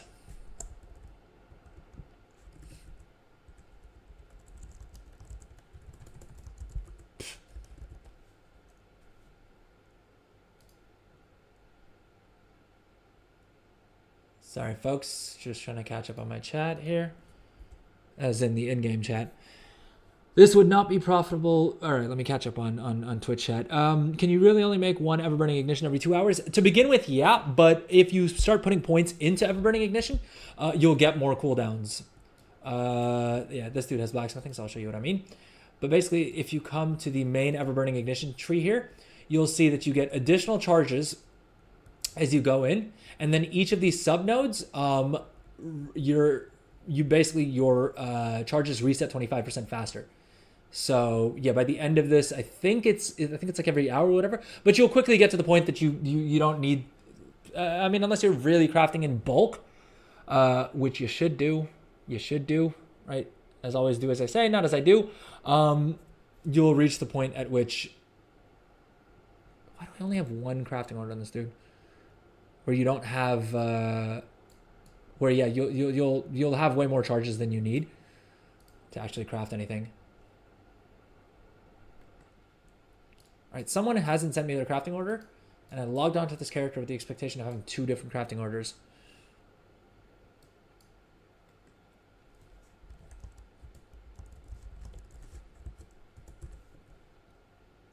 Dude, that guy did it freaking again. The same person I was saying signs on, messages in chat looking for this item to be crafted. I whisper him, and he signs off. This time he replied, said he sent the crafting order. I guess he may have sent the crafting order. I have no way of checking if that happened or not. But he literally then sent the crafting order. I logged over, and he not only canceled the order, but then again signed off. I feel like it's just a meme at this point. What are we doing here? Okay, does this guy have enough artisan security? Because low-key, it looks like there's a lot of demand for these scribe's quills, and I think the rest of his points we're going to dump into alchemist mixing rod. Ooh, although this guy can already start crafting these staves. Now, he's not going to be any good at it, mind you, but he can. And that is the item that like is most looked for in our trade chat, which means that there's probably a good chance that we should be doing that.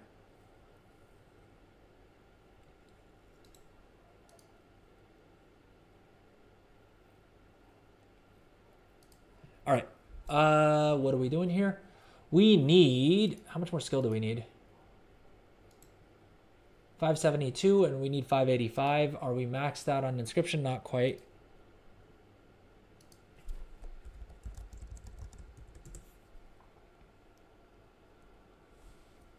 You can make one every 20 or 25 minutes. I don't think it's quite that low. I think it's like at the lowest. Actually, no, if it's 2 hours to begin with, and then I think there's like 4 nodes that reduce by 25% each. Yes, I think it's at max you'll get one every hour, and it gives you 10 minutes of crafting time.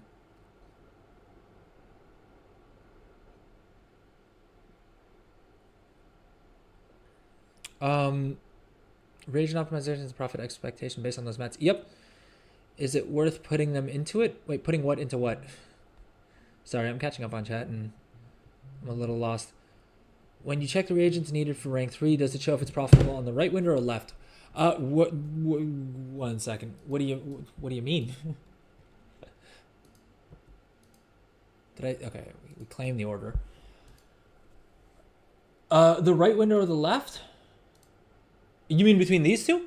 So this one is telling you what the profit would be at the level that you can craft it at. This is going to tell you what the profit is with the items that are here.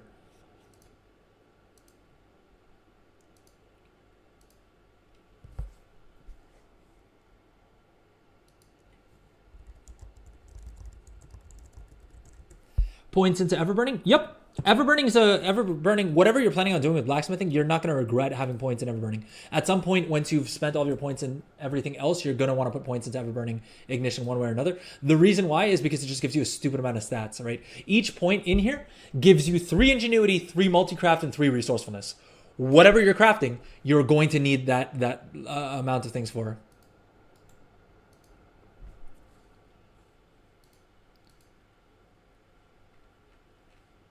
So yeah, I mean, basically every time you use up the Everburning Ignition item, you'll get a stupid amount of secondary stats, which will make everything more profitable.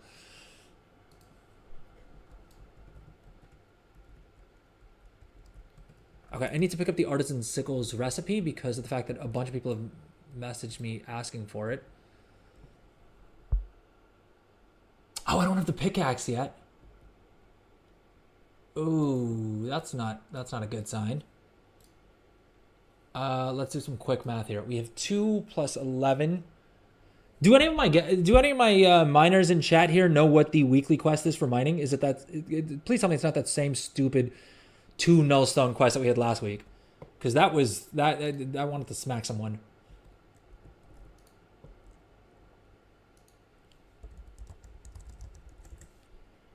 Did they both send me orders for the sickle or the skinning knife?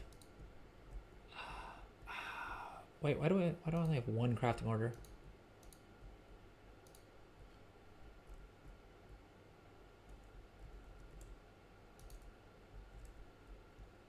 I'm wondering if the pickaxe or the sickle is the better choice to pick up for pickaxe. Oh, but I think we just got an order for the skinning knife. Pickaxe does, on the face of it, seem like the smarter option, but we'll get a first craft bonus out of that as well. And the question is just, can we get another 150 Artisan's Acuity within this week? I suppose if we can't, what we could kind of do, we could be a little cheeky with it and pick up some PvP recipes. Ah, damn it, we had so this order is for the sickle. All right, we were doing some quick math. 30 artisans. Damn it, none of these give me 30 artisans acuity. All right, these 2 we can definitely knock out, and then hopefully at reset in 58 minutes we get another patron order that gives us 30 artisans acuity, and then we can buy the second recipe as well. What server do I play on, Firehead? I play on Illidan, North America. Yeah, one of the highest pop servers in the US and in the world. Despite the fact that I live in an EU time zone, it's dumb, but I just have too much progress on North American realms to go back to playing EU. I did play EU for a little bit, but I don't have like any of my mounts. I don't have nearly as much gold. I don't have as many characters leveled up, right? All of that fun stuff we don't have, and I refuse to grind it from scratch. And that's mainly because of the fact that when I was like a lot of that like grindy stuff I did on like in college, right? And I was in US time zones for that.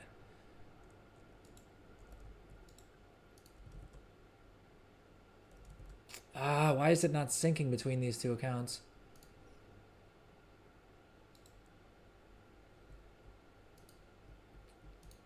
Dude, client management is a whole thing in and of itself. 38 minutes for a new Everburning Ignition forge with max knowledge into it. Okay, that makes sense. I mean, my other blacksmith does have Everburning Ignition maxed out, so I probably could have checked that for you. Sorry about that. We're busy making gold here. I'm too distracted by the gold making. What were we saying? Oh, I need to craft better profession equipment for this dude. Let's just take this guy's commission and move on with our lives. 309. Now we'll use one of these. He's paying us more than enough, and those items have come down in price, so it's just free gold at this point.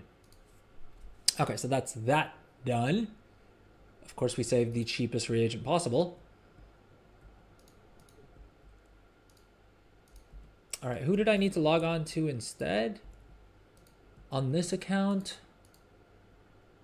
Okay, looks like no one else. We can hang out on this dude for a little bit while we optimize his build a little bit better. And then on this account, I needed to pick up the recipe for...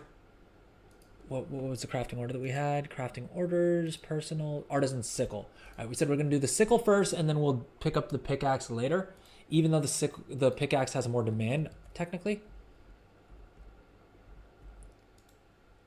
But we already have a crafting order for it, so it is what it is.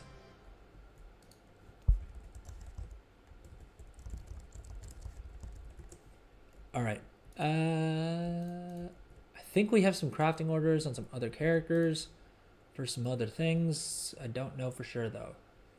So we'll just have to log over and see, I suppose.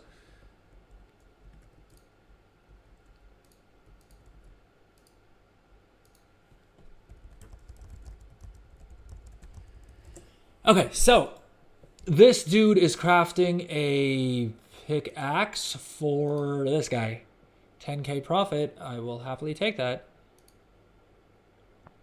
What am I missing? Why am I still 5 skills short?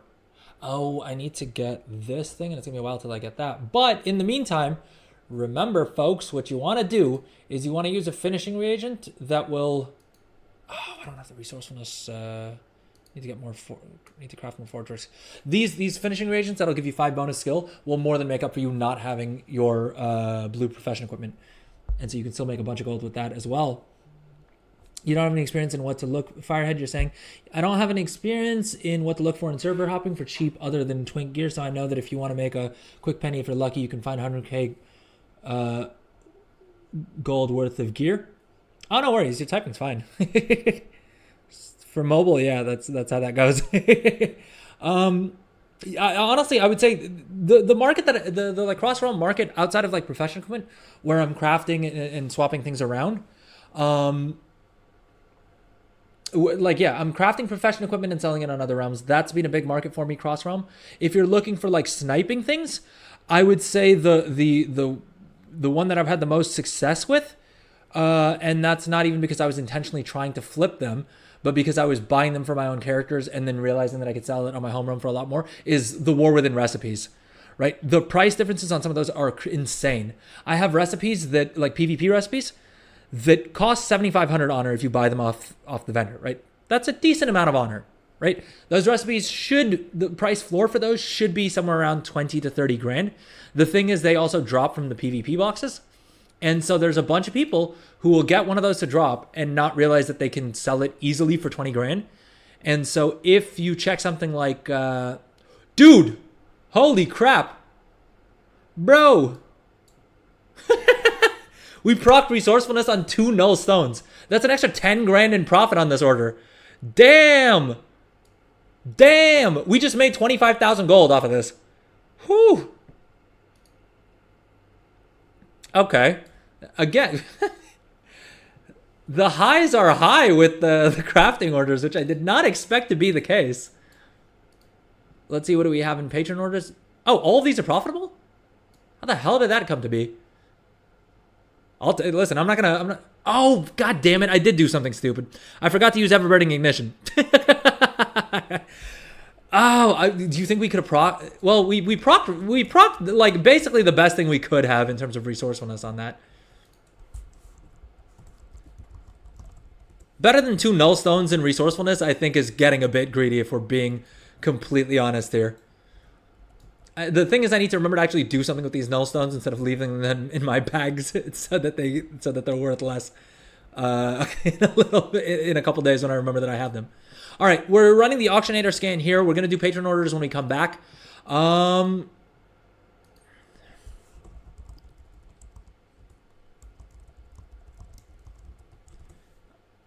All right. I am going to take a quick little break because I do kind of need to pee.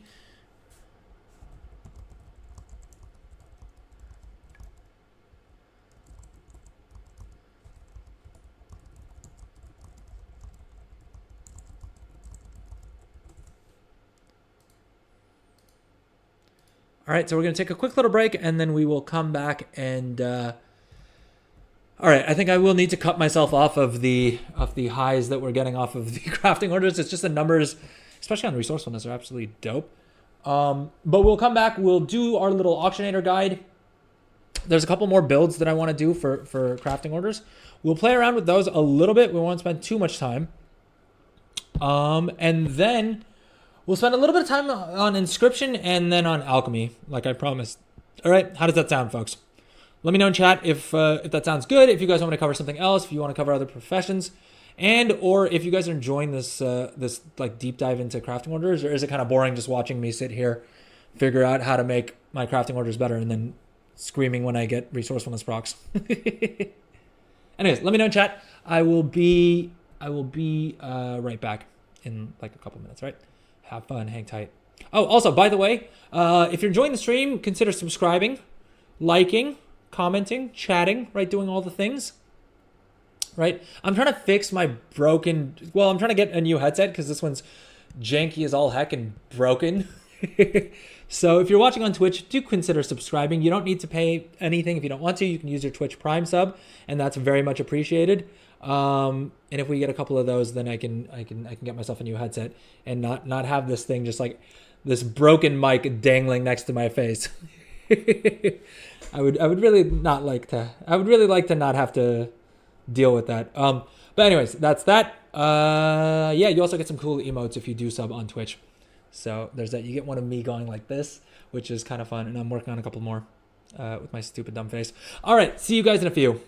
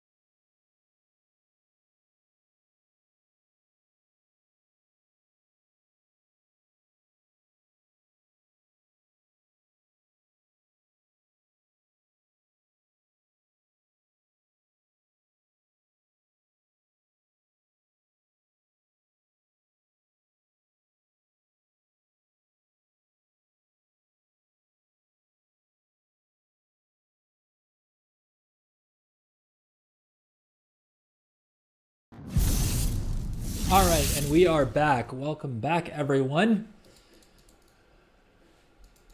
So, like I was saying prior to going on break, we're trying to get a new headset. Subs really do help out on Twitch. Oh, and if we do get a sub this stream, then we'll do an extra bonus stream this week as well.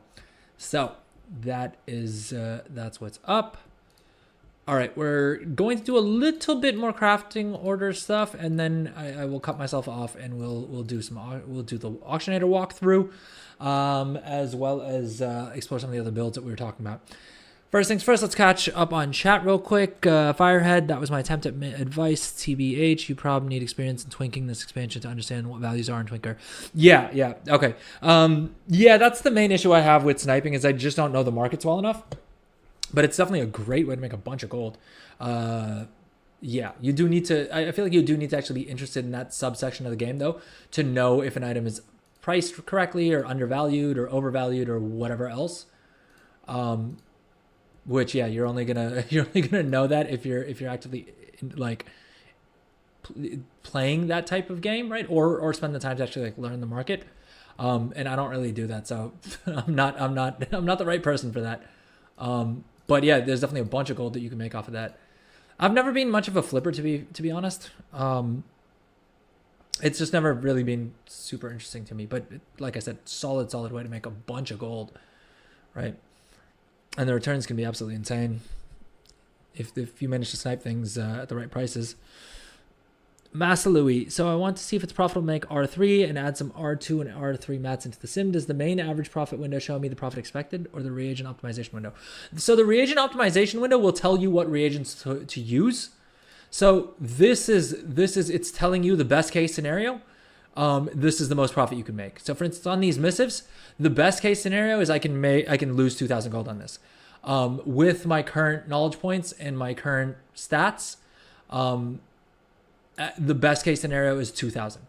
Now, if I was to, for instance, max out all of these, you'll see that it'll tell me that I can use, let's mess this up. If I use all rank 2 mats, I can make a 10% profit margin on these.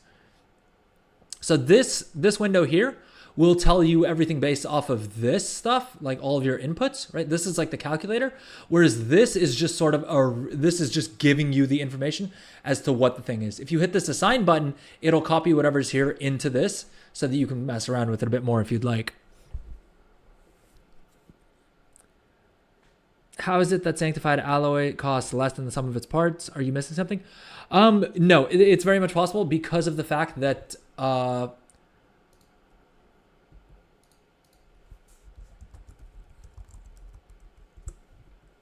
What am I doing on this, dude? There was something we needed to do. Oh, we wanted to complete his patron orders, right? Okay. It's very much possible, and it comes down to multicraft and resourcefulness.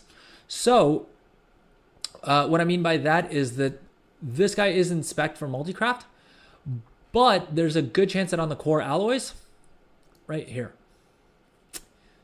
Never mind. Never mind. I suppose we could sim it a bit. If I go ahead and do this and is this not, let's not use concentration. If we use a multi-craft tool, I think I may be able to show you what I mean. No,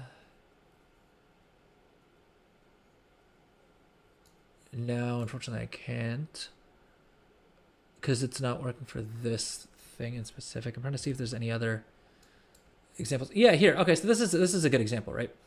This guy, if he had all of his knowledge points maxed out, I mean, ignore all that, right? But we're using rank 2 materials, and the actual crafting cost for us is 1,000 gold, right?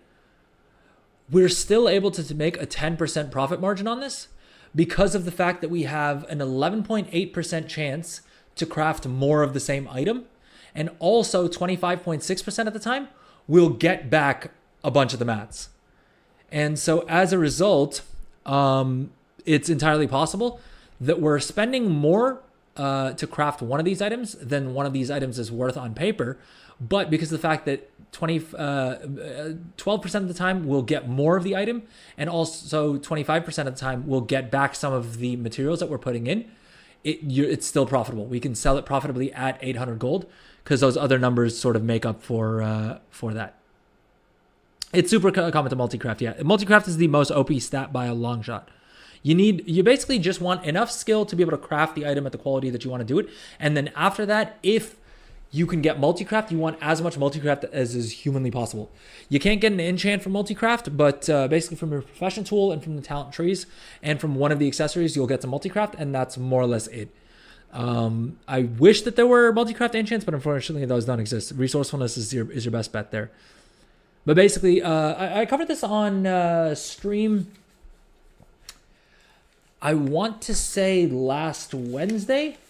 If you go back through my YouTube like live stream recordings, you'll see one that just says like crafting stats 101 or something like that, and that I break down exactly like item by like stat by stat exactly what each of those items mean, and I think that's a really good primer. I need to edit that into a good video as well, like into a shorter, more condensed video.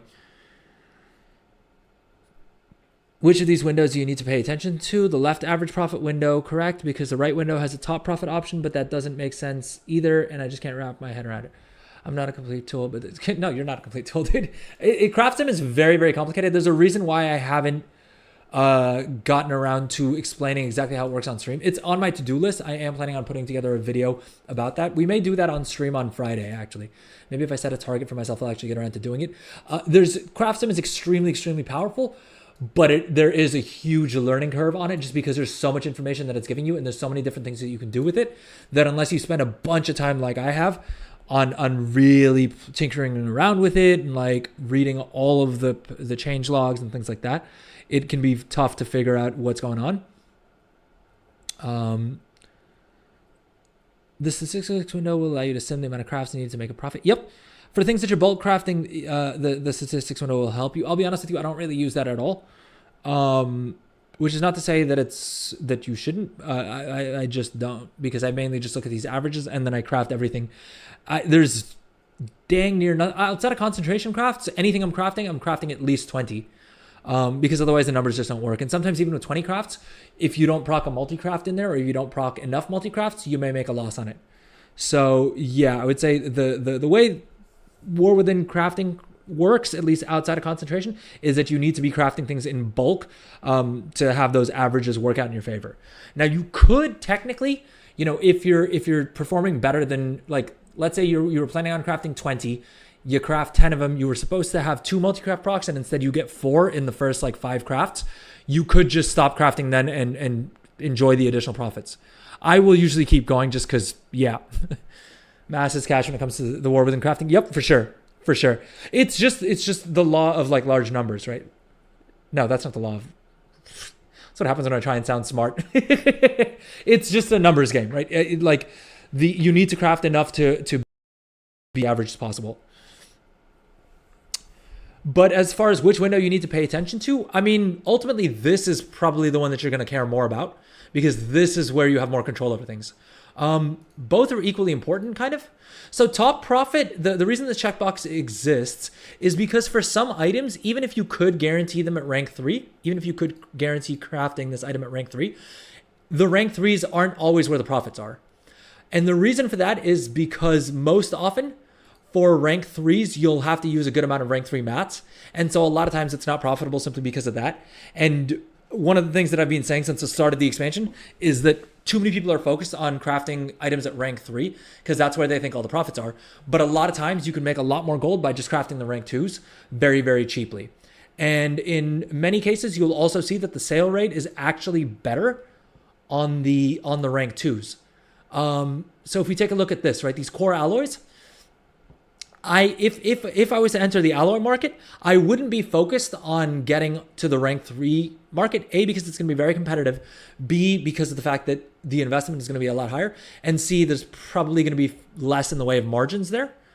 D, and the most important one, is if you look at the sale rates for this, right, 930 region average daily sold on the rank 2s, whereas there's only 647 of the rank 3 sold on a daily basis, and the region average daily sold at the bottom there. So yeah,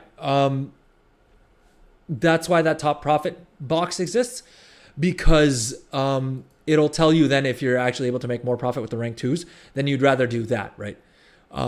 People like crafting the rank 3s because we're sort of just in this game used to like bigger number equals better, but that's not always the case, and very often you can make a lot more gold by just focusing on actually doing the on crafting the rank 2s very cheaply. Like that's often in this expansion a good way of making a boatload of gold.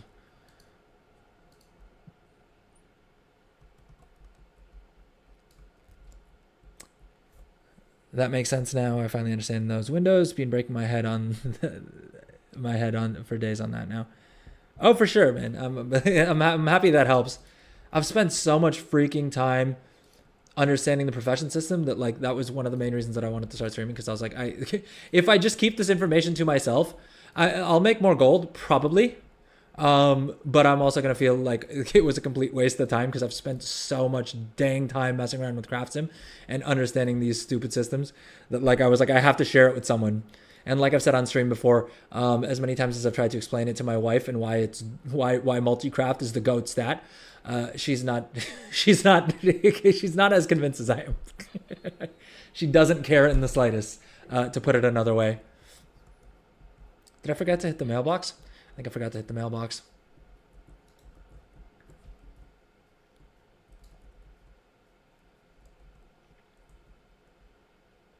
Or I didn't. No, I did hit the mailbox. Oh god, why don't I have the mats then?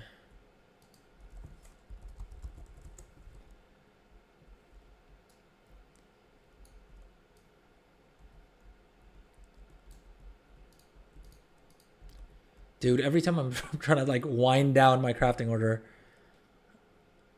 situation, they keep pulling me back in. Why is this saying this isn't craftable? We got like 20 minutes to get these crafting orders done.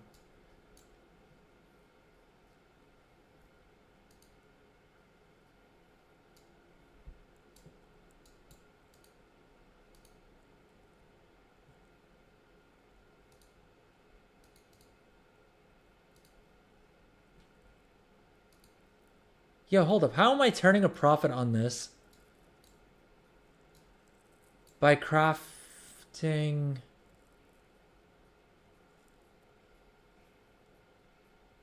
Oh, I need more rank 2 alloys. That's how I'll turn a profit on that.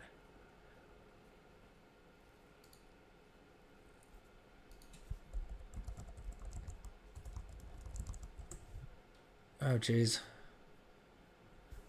Did she get that face that says, okay, I'm listening, but really you should stop talking? Your wife has that face a lot. Yeah, dude. When I first started streaming, I was like amazed by the fact that I could find 4 hours worth of things to talk about. And my wife was just like, you didn't know that you could do that? And I was like, what does that mean? She was like, yeah, you love the sound of your own voice. And I was like, what does that mean? She's like, yeah, you love talking. And I was like, I suppose I do. I feel like it was just like not nice of her to bring it up though, right? Like I could know it, but like, does she have to bring it up, right? Like that's...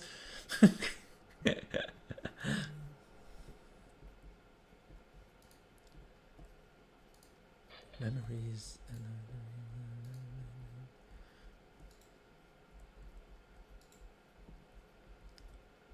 Dude, some of these items I could craft, but I literally just can't be bothered to wrap my head around it. But yeah, she definitely gets that look. Well, I mean, the thing is, like, see, I feel like gaming these days is kind of chill, right? Like, you can talk about being a gamer. You can, like, there's not, like, nearly as much of a stigma around it, right? And so, like, it is what it is. But I grew up getting bullied for gaming, which is also why it's wild to me.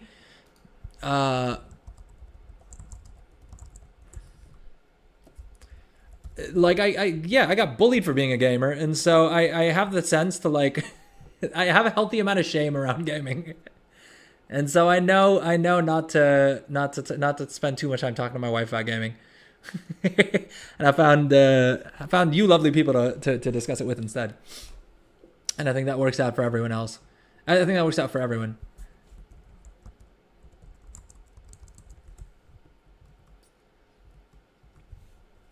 I don't see anything wrong with it. You love talking something you enjoy. Yep. Thanks, Firehead. Beats talking to myself, which, to be fair, I did a lot of before I started streaming. So hopefully it's a win all around. I'm passionate. That's a good thing. Oh, thank you so much for the Prime sub, Mass Louie.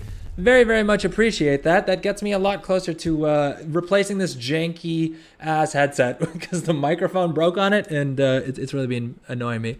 But thank you so much, Master Louie. Very, very much appreciate that. I'm passionate. That's a good thing, and I'm sure she's happy that you have someone else to talk to about it. Give her a break. Yeah, I mean, like I said, I know better than to spend too much time talking to my wife about gaming. That's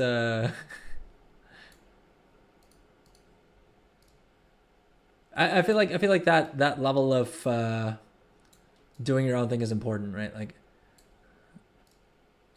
I wouldn't appreciate it if she spent a bunch of time talking my ear off about, like, I was gonna say something like makeup or something like that, but which is true, but yeah, I mean, like, I wouldn't appreciate her doing that to me, so I'm not gonna do the same thing to her. Dude, this guy's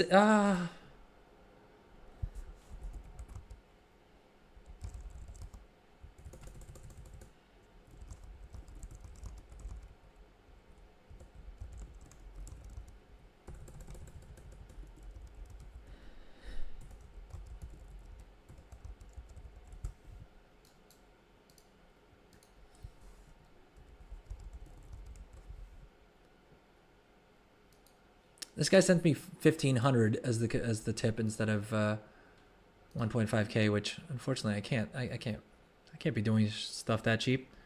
I've been very helpful the past 2 weeks, making it much easier to understand the whole crafting system. Oh, I'm happy to hear that. I'm really happy to hear that, because like I said, I've just spent way too much time studying it for myself, and so having like making gold for it is nice, but helping others is honestly.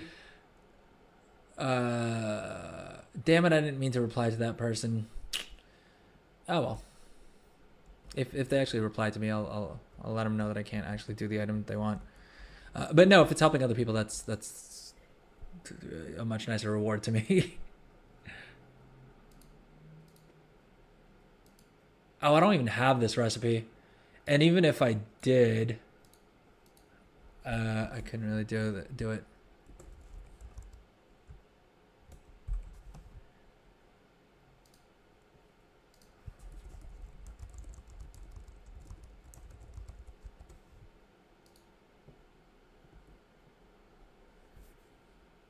Have I messed around with cooking? I've messed around with cooking. But have I made it work? Not really.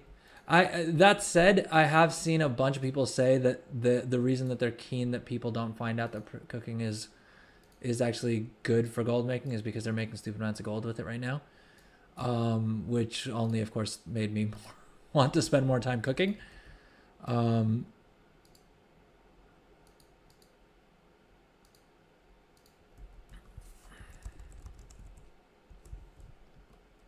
You tried a little experiment now with 1,000 meals, and you're going to see if the profit is really going to be 41K or not. I mean, so what I noticed with cooking is the profits look very good. Wait, why the hell did I invite this guy to party? Who the hell is this person? Oh, I accidentally invited them. I whispered them saying that I couldn't do what they needed. All right, I'm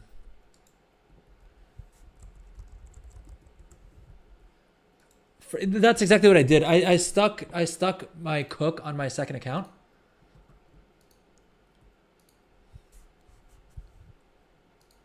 Dude, something is janktastic. I think I need to reload interface.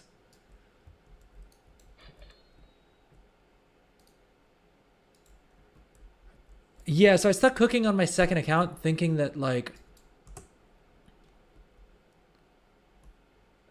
would just like AFK cook in the background while I was doing things on my main account. And then I just didn't really end up doing that.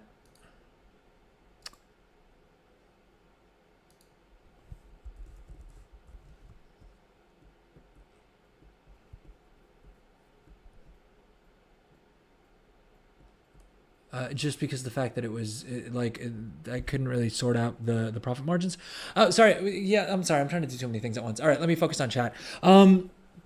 Yeah, so I mean, I tried doing some stuff with cooking. I got one of the blue profession equipments. I literally I have one character who main profession cooking, as in used up all their artisan security for the profession equipment for cooking. Or at least I got one of the pieces. I didn't get the second one yet because I can't craft it yet on my scribe. And so far, there were two kind of things going on. And again, why did this person sell me $2,000?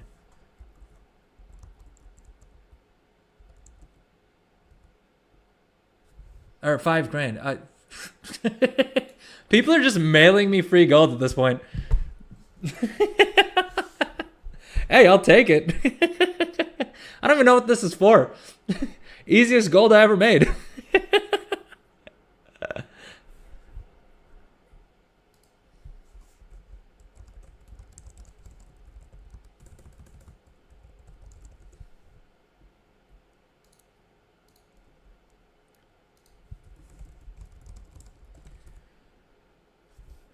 I didn't play Dragonflight either. Could you give me a quick summary on how orders work?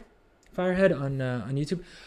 Yeah, sure. So basically, very high level. Actually, I've been wanting to put together a YouTube guide for this as well. All right, so let's you know what? Let's record this. Mainly because I was thinking I could just link it to customers who don't know how the crafting order system works. But okay, so high level. Basically, there's a bunch of end game items that you can only look at the camera. Basically, there's a whole bunch of endgame items that you can only craft through the profession crafting order system. And in order to participate in that, what you'll need to do is you'll need to come over to this vendor here, this NPC in Dornigold. You can ask either the guides, or it's basically just at the east side next to the Fisher here. And you can place a crafting order. You'll talk to this NPC, right? And they will give you a list of all of the different items that you can craft. These could be things like higher eye level gear, right? Things that require sparks, which you'll acquire through weekly quests, right? And basically, you will then have to provide your materials. Well, you can choose whether you provide the materials or you ask whoever crafts it for you to provide the materials instead. I would recommend whispering whoever you're planning on sending a crafting order to. There's 3 types of crafting orders. There's public orders, for which you need to provide all of the materials. You can provide things like optional reagents, which will allow you to either add bonus effects to the item itself, or you can provide missives, which will allow you to choose the stats on the item. And you can also use things like enchanted crests, for instance, to increase the item level of the item that you're getting crafted. Now, with public orders, you don't need to find someone who can craft it for you. It'll just be open to anyone who has the profession, and they can craft it for you. The downside of that is you can't set a quality requirement, and you need to provide all of the materials. All right. The second type is called a guild order, which similarly will send an order out to anyone in your guild who has the profession. And the nice thing about these is that you can select a minimum quality level, which means if whoever's crafting it can't guarantee you the whatever rank you've specified here, they simply won't be able to complete the crafting order, and they'll have to decline it, and someone else can pick it up instead. If you're wondering what the difference is in the item qualities, as an example, right, at rank 1 with the exact same materials, excuse me, this staff would be eye level 593 and have a lot lower stats, as you can see on the item itself there. Versus if you have someone who knows what they're doing, who has their profession set up correctly, they would be able to craft it at rank 5. You would also have to use better quality materials in order to allow them to do that, but you could get this exact same item crafted at eye level 606 instead, with a good bit more stats, as you can see there, right? The final type of crafting order that you have is called a personal order. And basically these ones you would actually put in the name of the crafter. You can find these crafters either through trade chat. If you have been in trade chat for any meaningful period of time, you'll see there's a bunch of people advertising, the items that they can craft, and most likely they will ask you for a commission. And I know a lot of people think like, oh, it's just clicking the button, right? All they have to do is like accept the order and hit the place order button. it's not that simple. For a couple of reasons. A, it takes quite a bit of investment to actually be able to. Oh, sorry, we're getting a.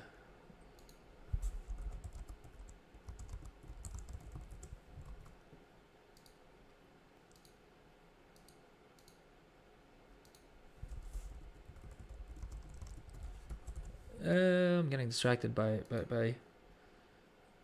freaking crafting order stuff right after I said that I wouldn't do that.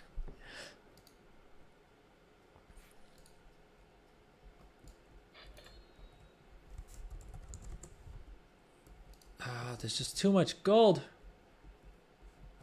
It's just too much gold to be made. Let's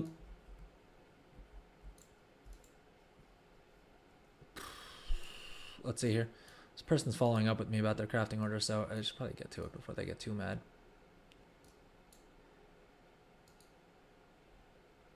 The hell is this? Oh, this is a patron order. Screw that.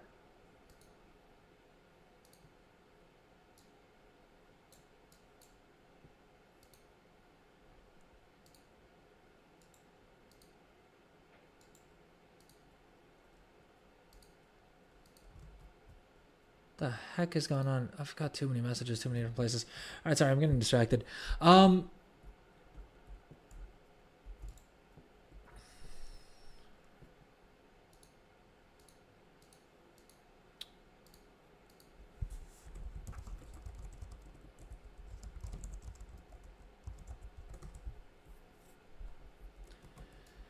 Okay, so this is a good example, right? So on the other end, you know what? Just to make this simpler, let me uncheck all of the crafts and windows because I think that's just going to complicate things to for people. So on the back end, right? This person has only provided rank 2 materials. And despite the fact that I have full tailoring skill, as well as some of my blue profession equipment, as well as a bunch of knowledge points spent into a lot of these different trees, I am still not going to be able to craft this at rank 5. I could craft this at rank 5, but I would need to do one of two things. Either I would need to add one of these items that gives me bonus skill, and these aren't cheap either, right? This person is tipped 1,400 gold. But in a lot of cases, I mean, like this item right here costs anywhere from 2,500 to 4,000, 5,000 gold, depending on the day. I will either need to use one of those in order to complete this crafting order at the quality that they want it at, or I will need to use up a resource called concentration. And concentration is extremely valuable because you have a limited amount of it each day. It does regen, but I could also instead use up this concentration to craft another item that may make me more gold. As a result, 1,400 gold is not worth 303 concentration for me. And so an order like this, I can't really do.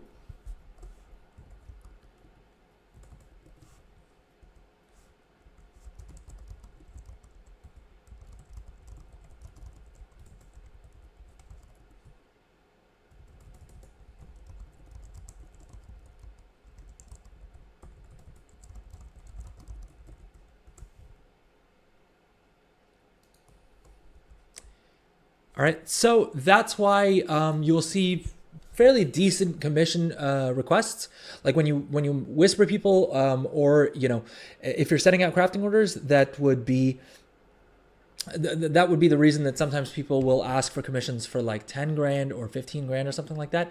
It's not because they're greedy. I mean, in some cases it is, but in a lot of times it's because they may be having to use finishing reagents, or they may have invested a lot in, they either have to use finishing reagents or they may have to use concentration. In addition to that, you got to keep in mind that it's not cheap to get to the point that they can craft these items for you. So it's not as simple as, oh, they just hit that button and, they get 1,400 gold. That's not what's going on. And that's why I would say tip your crafters. All right. We work hard to get to, to be able to craft these items for you at the item level that you want. Yeah. Does that help, Firehead? Was that a handy little, I'm sorry for the interruptions in between, but was that a handy little guide to crafting orders? Are there any questions? Anything else I could cover in more detail? I mean, I mainly looked at this from like crafting gear, but yeah.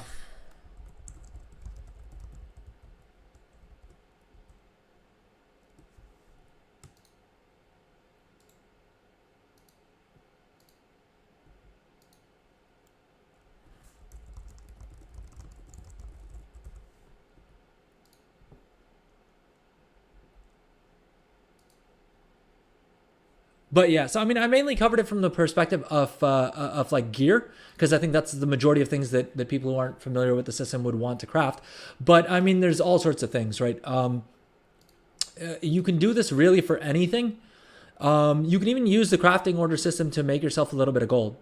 And the way you would do that is, let's say you want to enter a market that you don't want to put in the time and energy to actually do all the profession stuff, right? Let's say something like this, a BOE item that you can sell on the auction house, right? Let's say the BOE PvP weapon, right?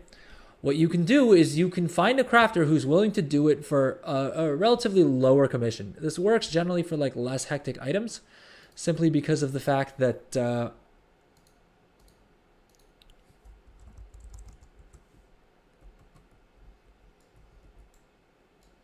sorry, I forgot to cancel someone's order.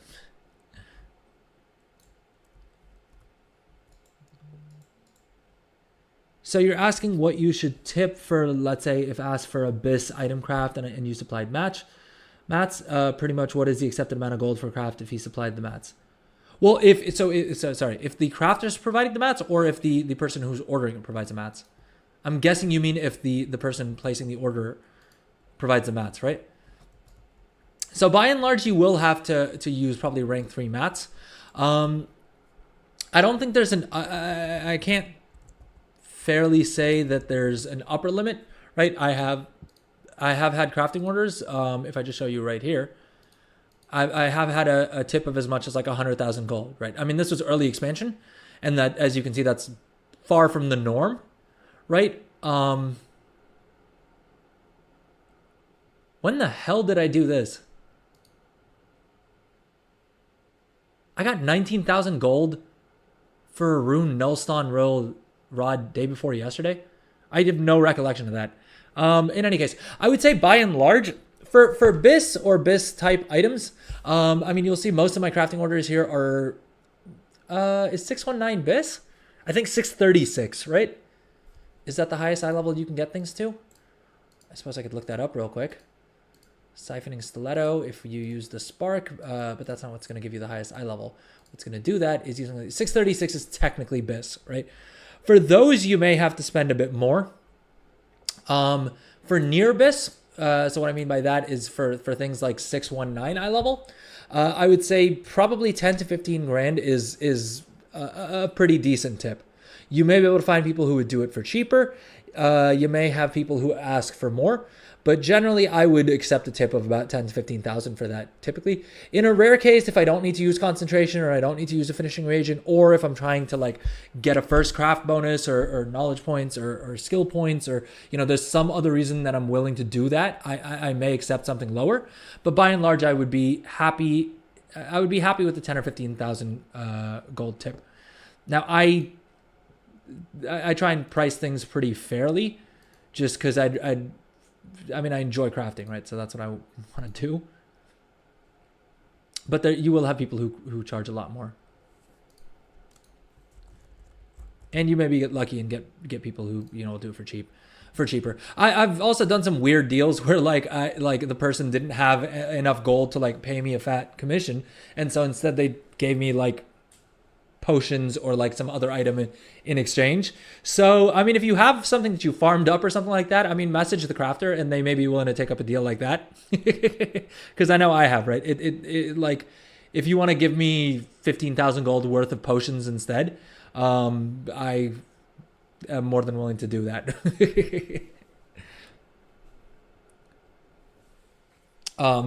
Yeah. What else can I say about the crafting order system? I mean, the same thing applies for profession equipment.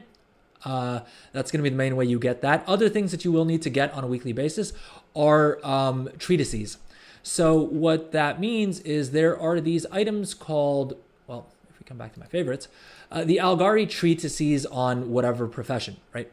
And basically you need to place a crafting order to get these to a scribe. And that's the only way that you can get these. Each of these will give you one knowledge point in whichever profession you're interested in. The most important thing that I think bears repeating, because I know a lot of people make this mistake, is that you can only use one of these per week. I do not, for the life of me, I just do not understand why Blizzard didn't put that in the tooltip, because this has been happening since Dragonflight, where people would send me 20 orders for these, right? And I'm a nice guy, all right? I'm a nice guy, all right? I like making gold, but I don't like scamming people, at least not on stream that I would admit. No, I'm kidding.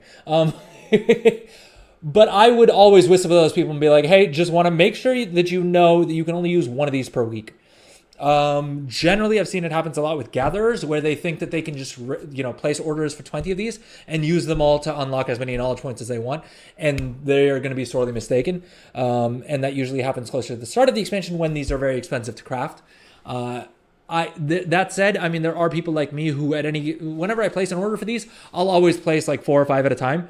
Because even though I know that they're going to be cheaper to craft next week, I can't be bothered to log onto that character, place a crafting order, and then just craft one of them. So in some cases, it is people just like that who are like, no, I know I can only use one a week, but I don't want to think about it for the rest of the season at least. You know what I mean? But yeah, that's another item that you would definitely want to get from the crafting order system.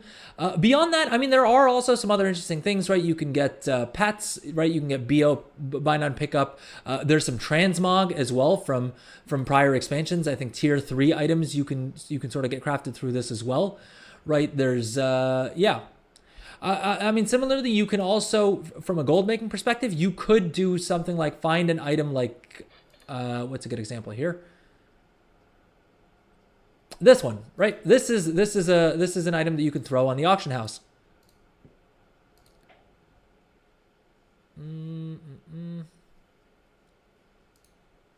This is an item that you could throw in the auction house, and it would sell for 199,000 gold, right? The thing is, bipolar redeeming the hydrate. All right, I'll stop sipping on the Red Bull for a sec. The unnamed energy drink. I did not specify what brand the energy drink was, because last time I said what brand I was drinking and everyone thought I was sponsored by him, which I'm not. If they want me to shout him out, I gotta see something for it. But okay, we'll do a hydration break, everyone. Drink up, people. Drink up.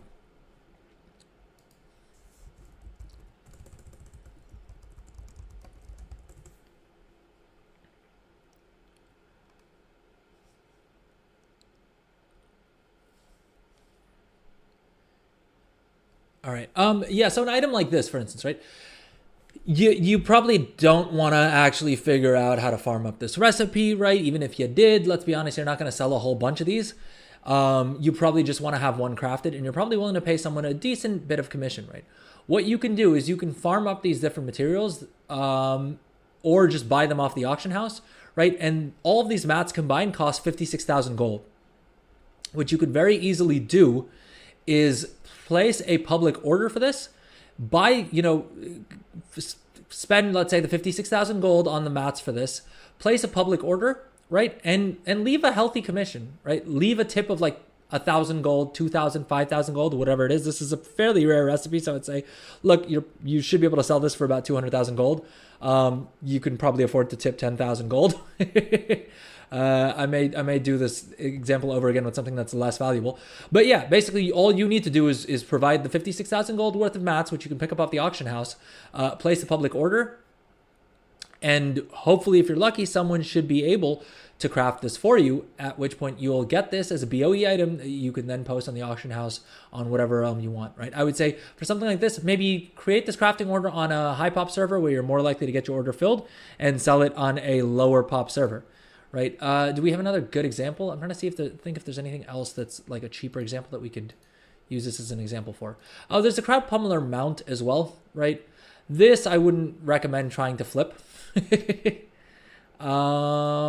What's another example that I could that may make a little bit more sense here?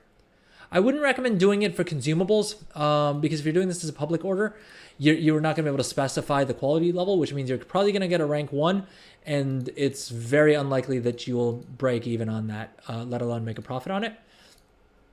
But you could look at things potentially that don't have quality levels, and potentially make a little bit of gold off of that. I don't see drums on here. I don't know if that means I don't know if that's because you can't craft drums to the crafting order system, but I think most items should be on here. I know one of the items that a lot of people made a decent bit of gold with in Dragonflight was with things like this. Okay, this is a good little example, right? If you don't have a tailor who can craft duskweave bags, you could very easily hit the auction house or farm up these mats for yourself, right? The mats that I have here, these are a mixture of rank 2s and 3s. You could probably do this for cheaper. But basically, I could provide these 3,400 gold worth of mats, leave a tip of like 100 to 200 gold, let's say, and place a public order for it. It should get completed. And then I can sell this bag for 3,700 gold. Or I can take it to another server and sell it for as much as 5 or 6 or 7,000 gold instead, right? And make myself a nice little profit simply using the crafting order system and without actually having the profession myself. So Firehead, I'm not sure if you wanted to know about that, but you were asking about flips earlier on. And the nice thing about this is you also I don't believe you need to have the War Within to do any of this. Like, you should be able to do this in Valdrakken. The NPC in Valdrakken, I'll do you one better. I'll show you where the guy is in Valdrakken as well. So Draken Isles, Thaldraszus is just right here on this little podium down here. But yeah, because I think you were saying that you were trying to save up enough gold to get the expansion, right? My understanding is that even without the War Within, you should be able to raise crafting orders for whatever expansion thing that you want. Like, I don't think you need to have the expansion to place crafting orders for those items. What's up, C-Tax? Welcome to the stream. How's it going? Yep, the stream can start for real now. Lord knows we haven't really gotten to any of the things that I'd said that we would be getting to in the stream, so it is what it is.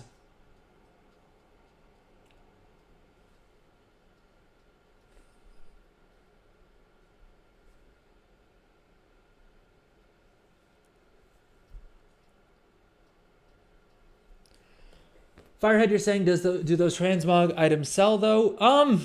I mean, honestly, the transmog is probably not the item I would do it with. You can definitely do it and they will sell, but they will be very slow, right? Same as all transmog. I would say probably your better bets are going to be focusing on things like the PvP equipment. Like, find someone in trade chat that can guarantee you a rank 5 craft on, let's say, I'll use a rifle as an example because I've made a good amount of gold with this, right? Find someone who can guarantee craft this for you at rank 5, right? And the mats won't cost you 1,900 gold. They'll cost you a little bit more than that, but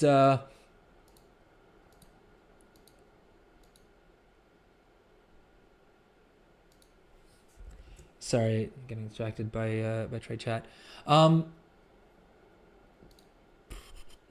Yeah, find someone who can craft this at rank 5 for you, guaranteed, right? Provide them the mats. And create a private personal order to them with a minimum quality of rank 5, right? And the mats for this should cost you somewhere around like 4 grand, I think. And then you can go ahead and sell this for 7,000 gold, right, to PvPers. And those will sell a lot quicker. Similarly, you can do the exact same thing with the green profession equipment. I feel like you've been watching the stream long enough at this point to know how obsessed I am with the green crafted profession equipment. And you can entirely use the profession equipment, the crafting order system, this expansion to make a bunch of gold with that. Yeah, you'll probably have to do some of the math manually just because of the fact that Craftsym doesn't really help you too much with this. Although I mean, let me check here. I disabled all my Craftsym windows. I don't think you can see it for other people's professions. Yeah, so you'd need to figure that out a little bit, but I don't think it should be too difficult to figure out the math to see you could sell profitably. I'll give you some hints in that usually things like the tailoring profession equipment, like the profession equipment that's crafted by tailoring, is a great starting point because as an example, right, this item would cost you less. It's not going to cost you 462 gold. The reason it's showing 462 gold right now is because we're using all rank 3 materials. If we don't use the best quality materials, 257 gold you'll craft this at, right? Let's say you kick this dude, I don't know, maybe 50 gold in commissions. Sorry, 1 second.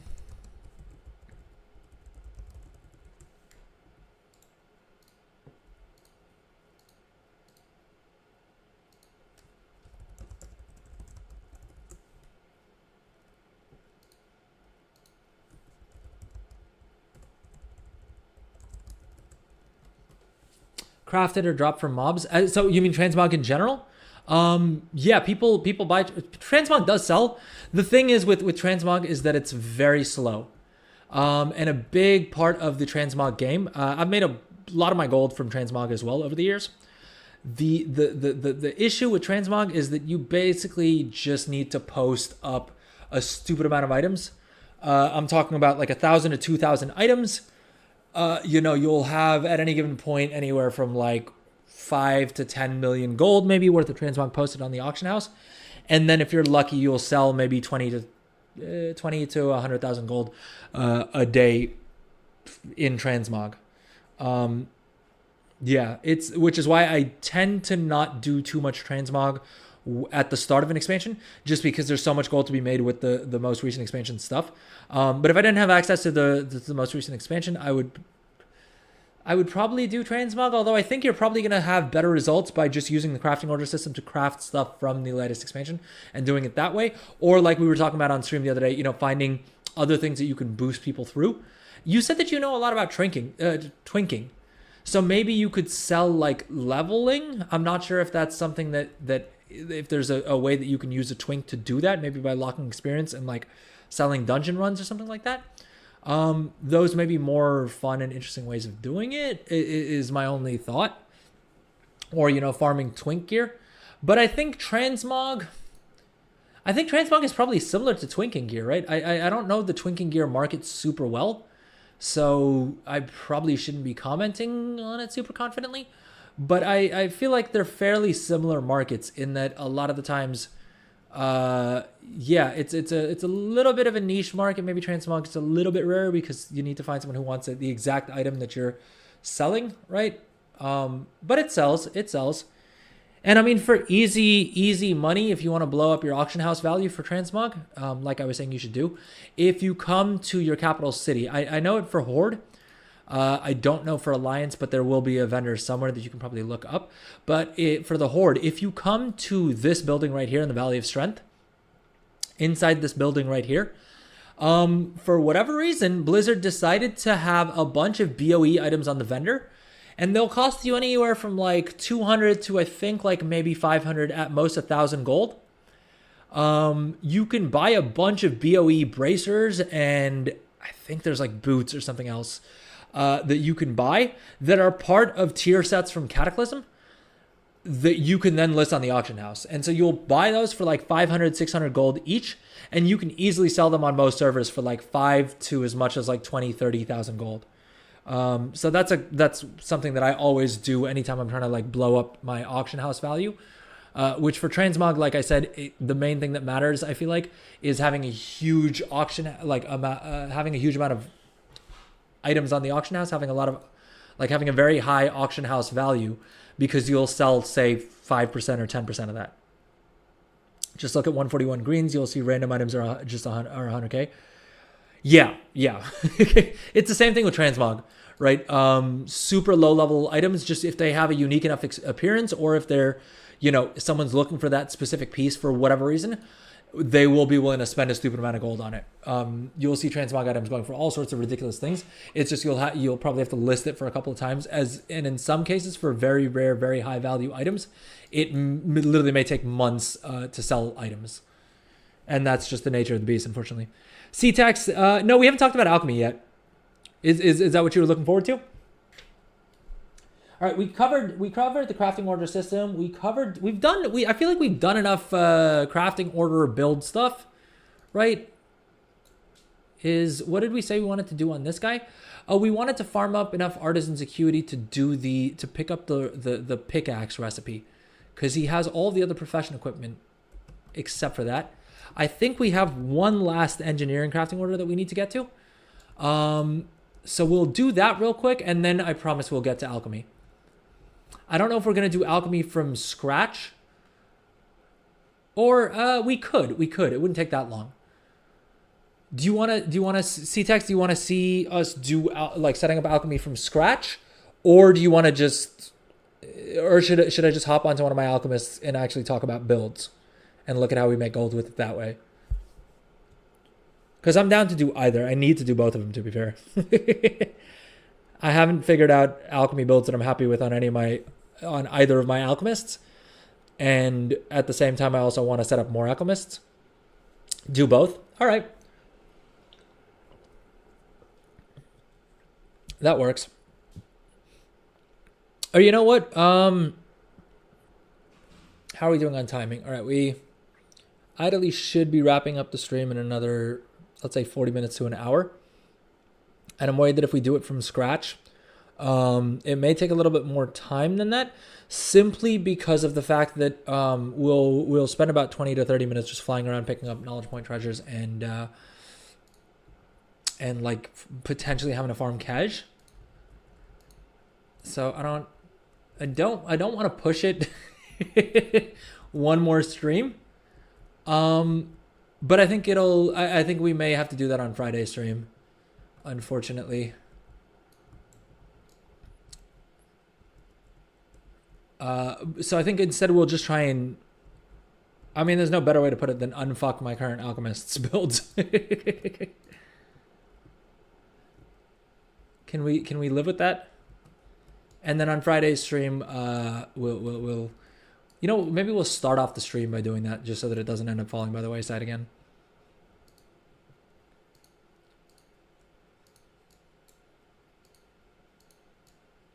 Although if we get another sub, then we will have a bonus stream, so we could do that tomorrow. Just throwing it out there.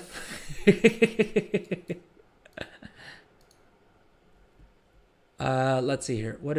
I thought we had a crafting order for this guy, but looks like we don't. All right, so handily, this is one of my alchemists, so we can go ahead and get started with the alchemy.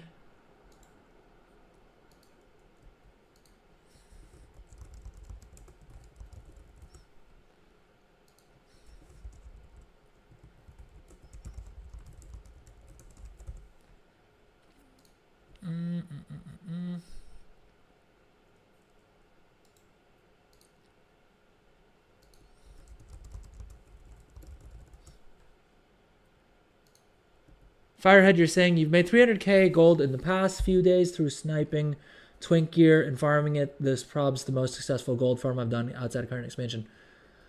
Yeah. So that's what I was saying, right? Like you can make stupid amounts of gold with flipping very easily.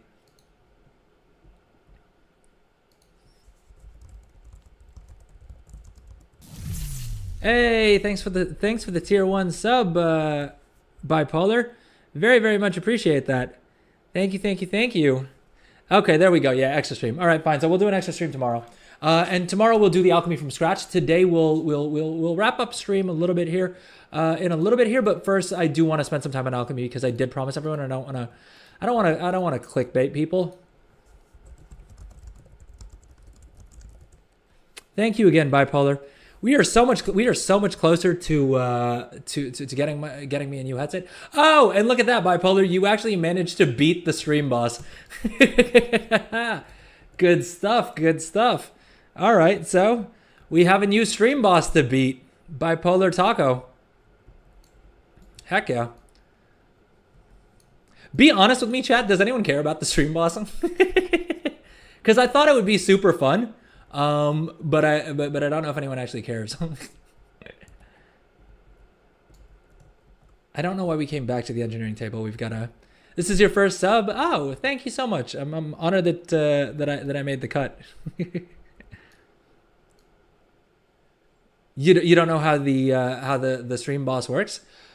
Well, so I have a handy dandy little summary on the BRB stream, but we also have the !stream boss. Sorry, trying to type on an iPad while it's vertical while it's like standing up. Yeah, so there we go. We have the stream boss command, and basically the way it works is you do damage to the stream boss. Like each Twitch follow or YouTube sub does 5 damage. Wait. All right, I'm realizing I need to correct the text on this. Do I have? All right, you know what? Let's take a quick little break, and it'll also put the rules on screen for the stream boss. So it'll be a 2-for-1, and then we'll come back and get into alchemy. All right. I promise I'm not going to push this off anymore. On the bonus stream we do this week, we'll do alchemy from scratch. But we'll take a look at some alchemy builds today itself, and none of these are going to be super high effort builds. So if you want to take what I'm doing with these characters and do it on a fresh character right after stream, you should be able to do that. It won't be an issue. And then tomorrow, I think we'll do the bonus stream tomorrow.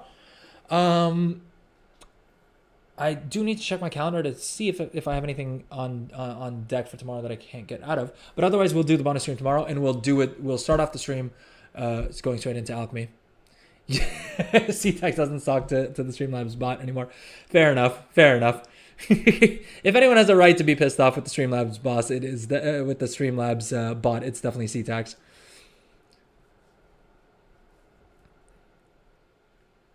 But okay, the instructions will be on stream. Basically, just engaging with the stream, you'll be able to do damage to the Streamlabs to the stream boss, and then if you're the one to get the killing blow on the stream boss, you become the new stream boss, and people have to fight you. Is basically the spark notes of how that works. All right, let's throw to a quick break, and then we'll come back and get into alchemy. All right, see you guys in a few.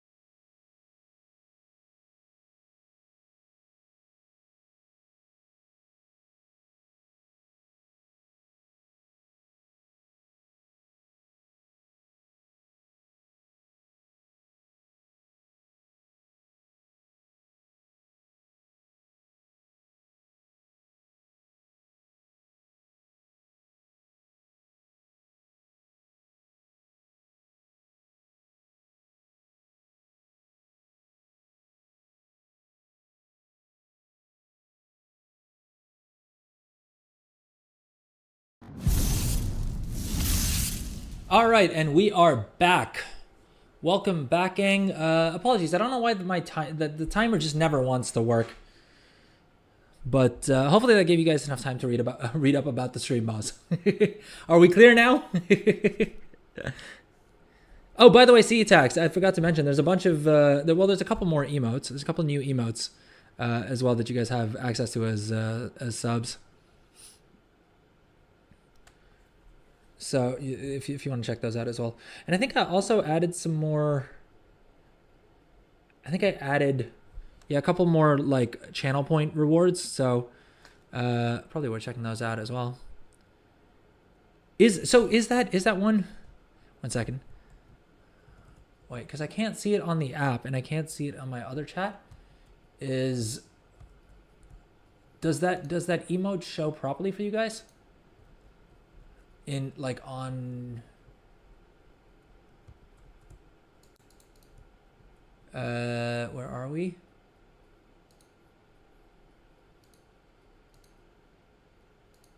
Oh, I think I have chat emotes, the animated emotes not enabled, and I don't know how to how to enable them.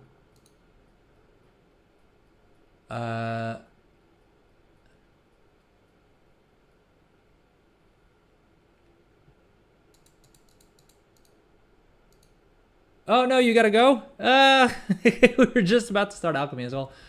It's my fault for dragging so long with this.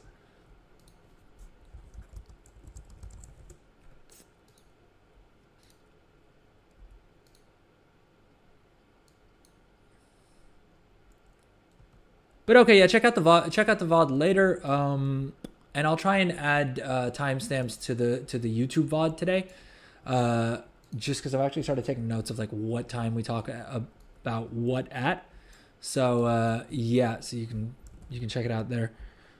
And if you are on YouTube, drop a like, drop a YouTube sub, drop a comment, pretty please. C-Tax, I feel bad asking you to do any more than you've already done.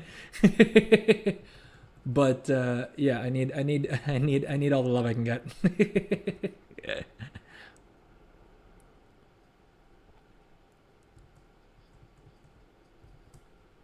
All right, we have one last crafting order that we're gonna do, and then we'll spend some time on alchemy.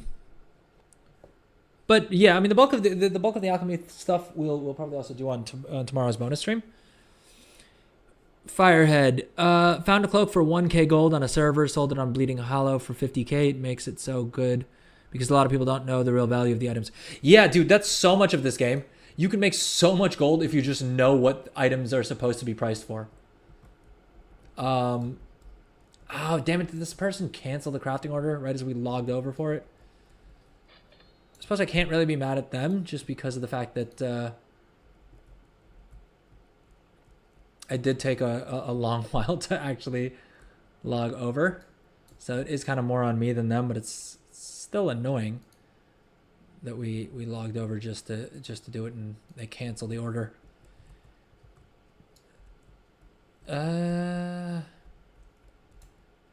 Back to that character we go, I guess.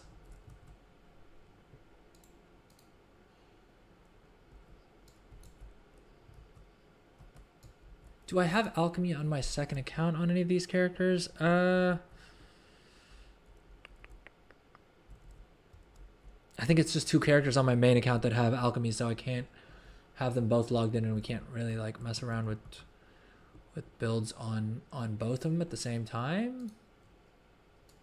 Oh, this guy got a bunch of patron orders. Jeez, check that out.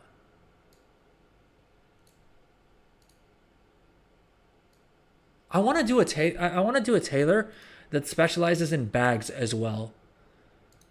Now, I don't know which of, I think there's only like 2 or 3 of the bags that I actually want.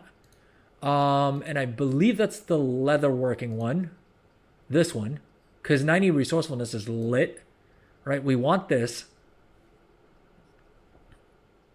So that one I know I want. Oh, and the blacksmithing one would be nice to have, but is it cheap? It's not cheap. All right, no, I don't want the blacksmithing one. Screw that. Jewel crafting, I'm not really doing any crushing. Oh, the enchanting one I want as well because it's nice and cheap as well. The engineering one trashed here. Tailoring. I've not really done any unraveling on anyone, so meh. Could take it or leave it, really. Though I think there's still good gold in unraveling. Is anyone in chat unraveling? Because I know a lot of people are making a whole bunch of gold with unraveling. I have yet to make any gold with it, just because I haven't bothered to like sit down and do it. I mean, the same way, like I tried setting up the bracer shuffle, right? Where basically what you do is you craft these blue crafted bracers, super cheap.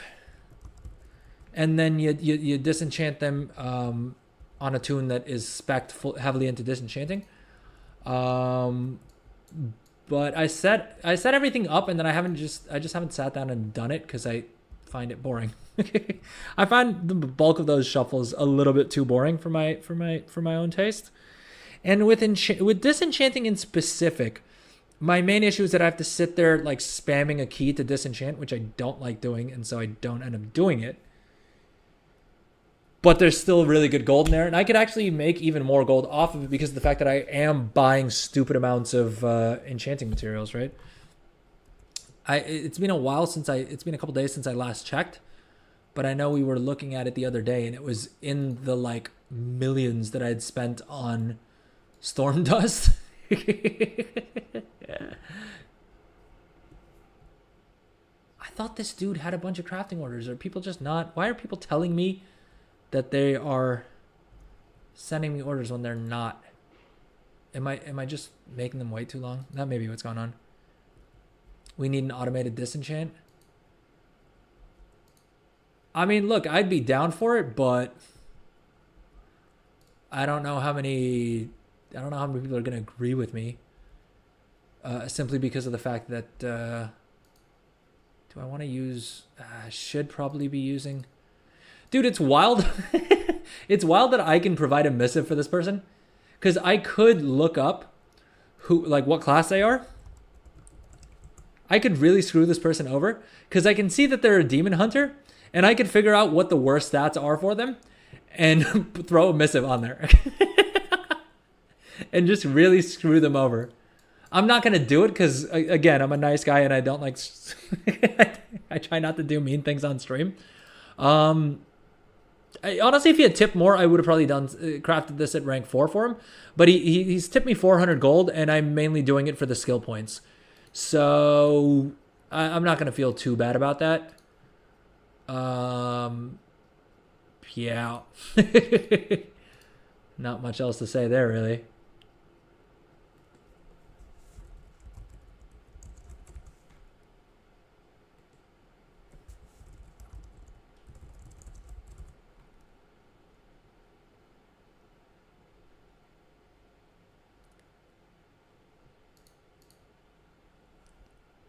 TSM destroy with checkboxes would be fine. So I mean, right? Like Trade Skill Master would only be able to add that into it as a feature if the base Blizzard interface did it. Because there's no shot that Blizzard's ever going to add a feature that you can only access through an add-on, right? Like that wouldn't really make sense. Yeah, but I mean the same way that they allow us to like mass mill things, and heck, even within enchanting itself, you have the like shatter essence. Theoretically, they could just add another one of these that like allows you to select a crafted item. But I think their whole thing is that disenchanting is supposed to be very like intentional, right? Because they don't want you to bulk disenchant a bunch of items by mistake. And so I think that's why they haven't done it, and that's why they're kind of okay with disenchanting being something that you have to like hit the button every time you actually want to disenchant something. And I think that's probably why we don't see mass disenchant anytime soon. Though I may be wrong. I think it was an easier sell with things like prospecting and milling because of the fact that by definition you're doing it in bulk. Whereas with disenchanting, I think Blizzard, their main idea is still that like it's, you know, you farm up and you very thoughtfully disenchant pieces of gear you don't need. I don't think they think about the fact that a lot of times what people are doing is that they're crafting items specifically to disenchant them in bulk. But then again, I don't know why I bother speculating about what Blizzard does or doesn't think about, because it's trying to understand Blizzard's thinking is never going to lead to anything insightful whatsoever. Firehead, do I stream, upload vids about raiding or PvP? Not really. This expansion, I've been doing a lot more Delve stuff. We've been doing we've done some Zekvir, right? We've done some other Delve stuff on stream, just because I'm having fun with the Delves. And I think because people find it funny, the amount I like squeak and react to like losing health a whole bunch in the Delves. At least I think so. I don't know. I may be wrong. Maybe you guys find it really annoying. And if that's the case, let me know in chat and try not to be too mean about it.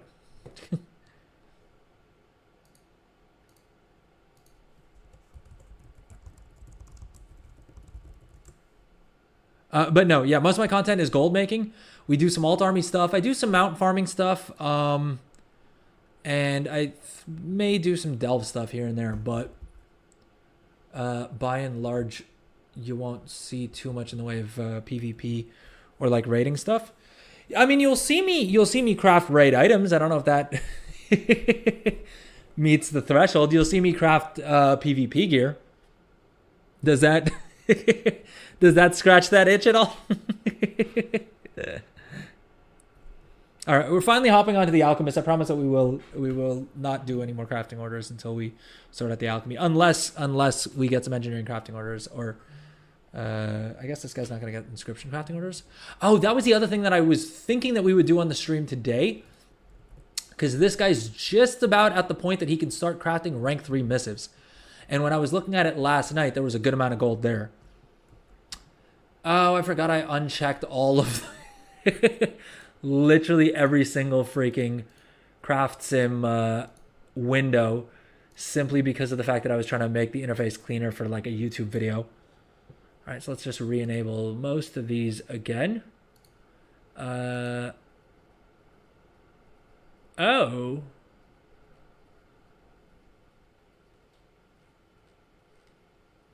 I didn't realize that, I forgot the fact that Craft Sim has this like record of all the like customer history.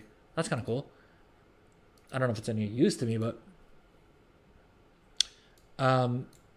yeah. So basically, what I was saying was on my scribe here, this guy's spec'd for missives, and my understanding is that today.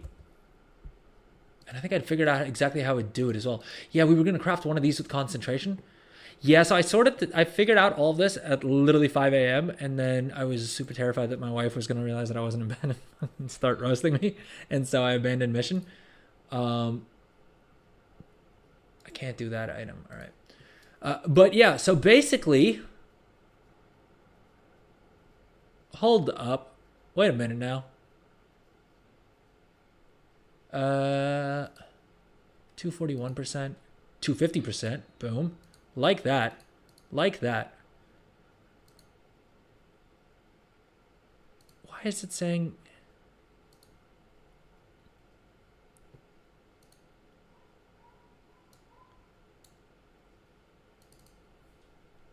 okay, if we queue this up, that'll give us one more knowledge point, then we can max out flip and missives.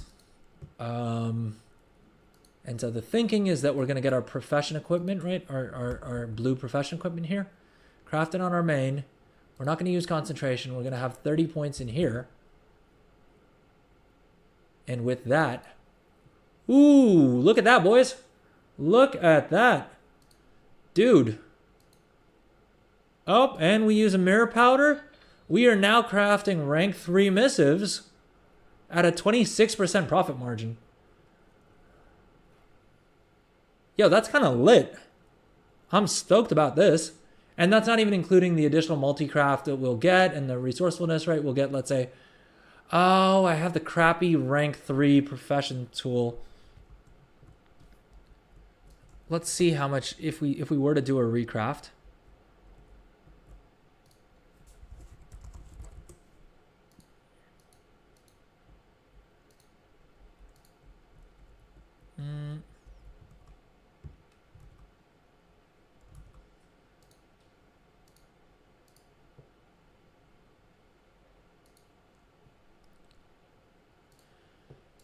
What was I saying? I need to do a recraft basically on his profession tool. To try and get this up to rank 5. I don't know if it's possible at all. And I would need to send it over to Torkago to see if that's even possible. All right, let's test this out. Guess we'll find out if it's even going to be possible to recraft this. 20 artisan security. We can probably get that from crafting or from patron orders, right?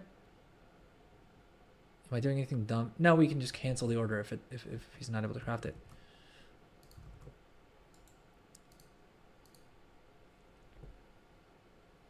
I got excited because I saw the crafting order, forgetting that I just sent the crafting order to myself from my other account. I'm a moron, folks. Oh, jeez. Yeah, I don't think there's any salvaging it, right? I think we'd have to recraft it like 4 times.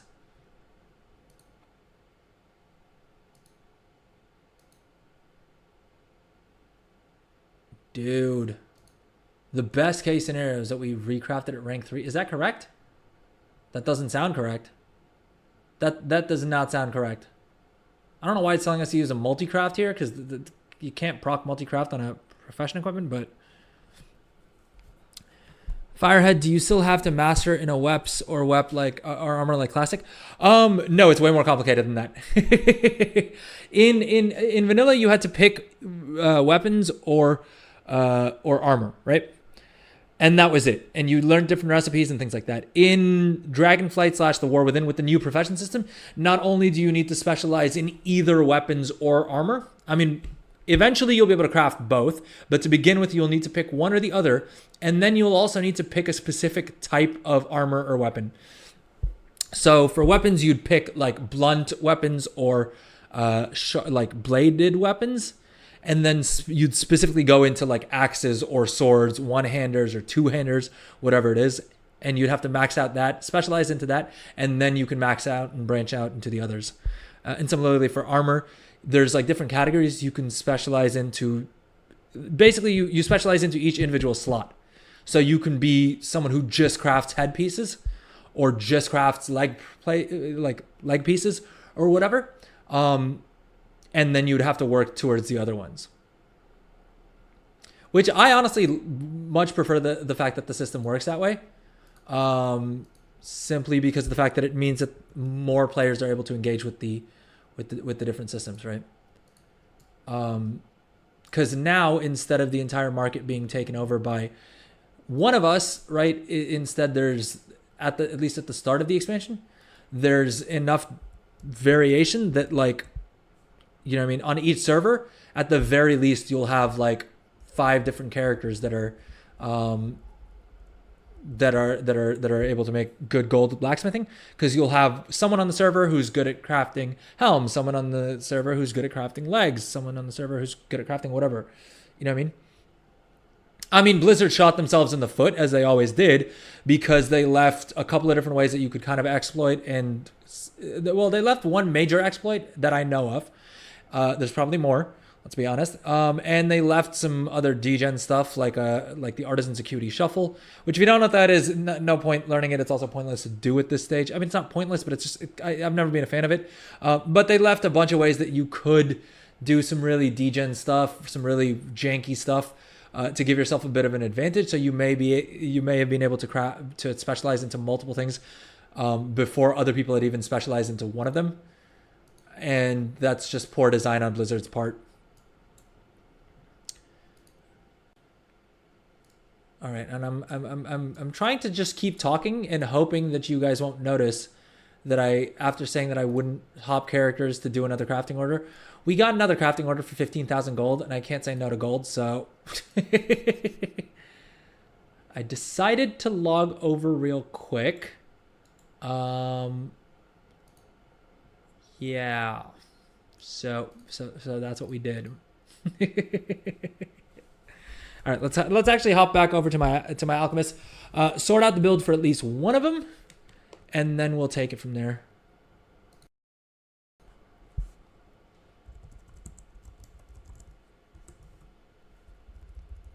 All right, I lied. Sorry, chat. I lied.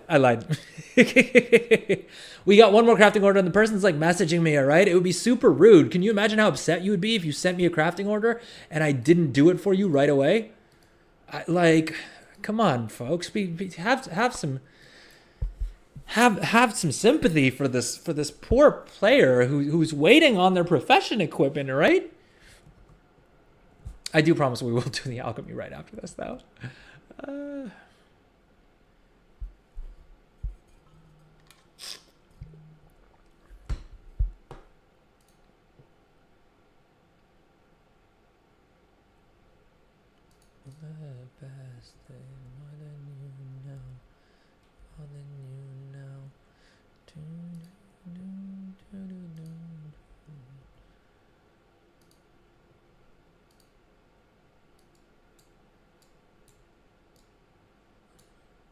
Yeah, this person got lucky that I'm just gonna rank 5 their crafting order as a public order.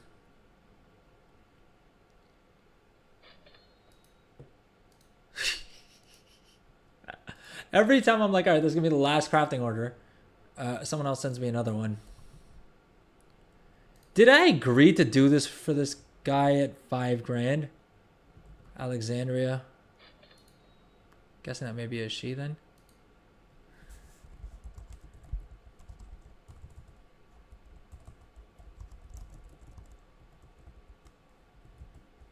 Ask her. I was gonna tell him that like, hey, usually I charge 15K, but I've got an entire stream waiting for me. So if I need to eat a bit of a loss, it is what it is.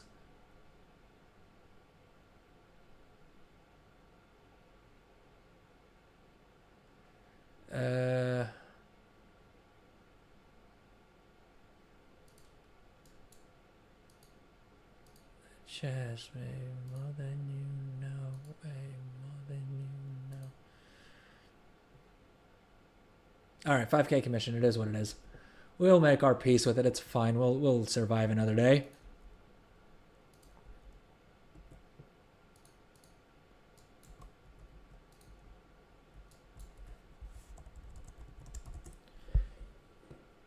Dude, look at this. Look at this. In last week, which is just over, like, we downloaded the add-on like a week and a half ago. So technically I should be customizing this and like doing it that way.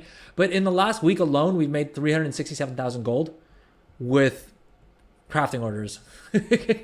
Now do you guys see why I'm as like obsessed with crafting orders as I have been all stream? I mean, I feel like this entire stream has just been a giant advertisement for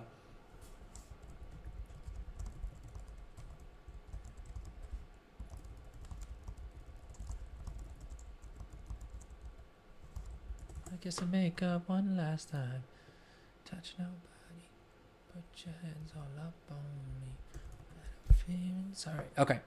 At long last, we're finally going to do something with alchemy. The problem is I feel like I've built it up so much that I don't know if whatever we do with alchemy now is going to live up to the hype. So there's that. Yeah. I think I had figured out something that I was going to do with alchemy. Well, because I figured out, if you guys remember from the stream the other day, I figured out that for alchemy we could make good bank with the PvP potions, right?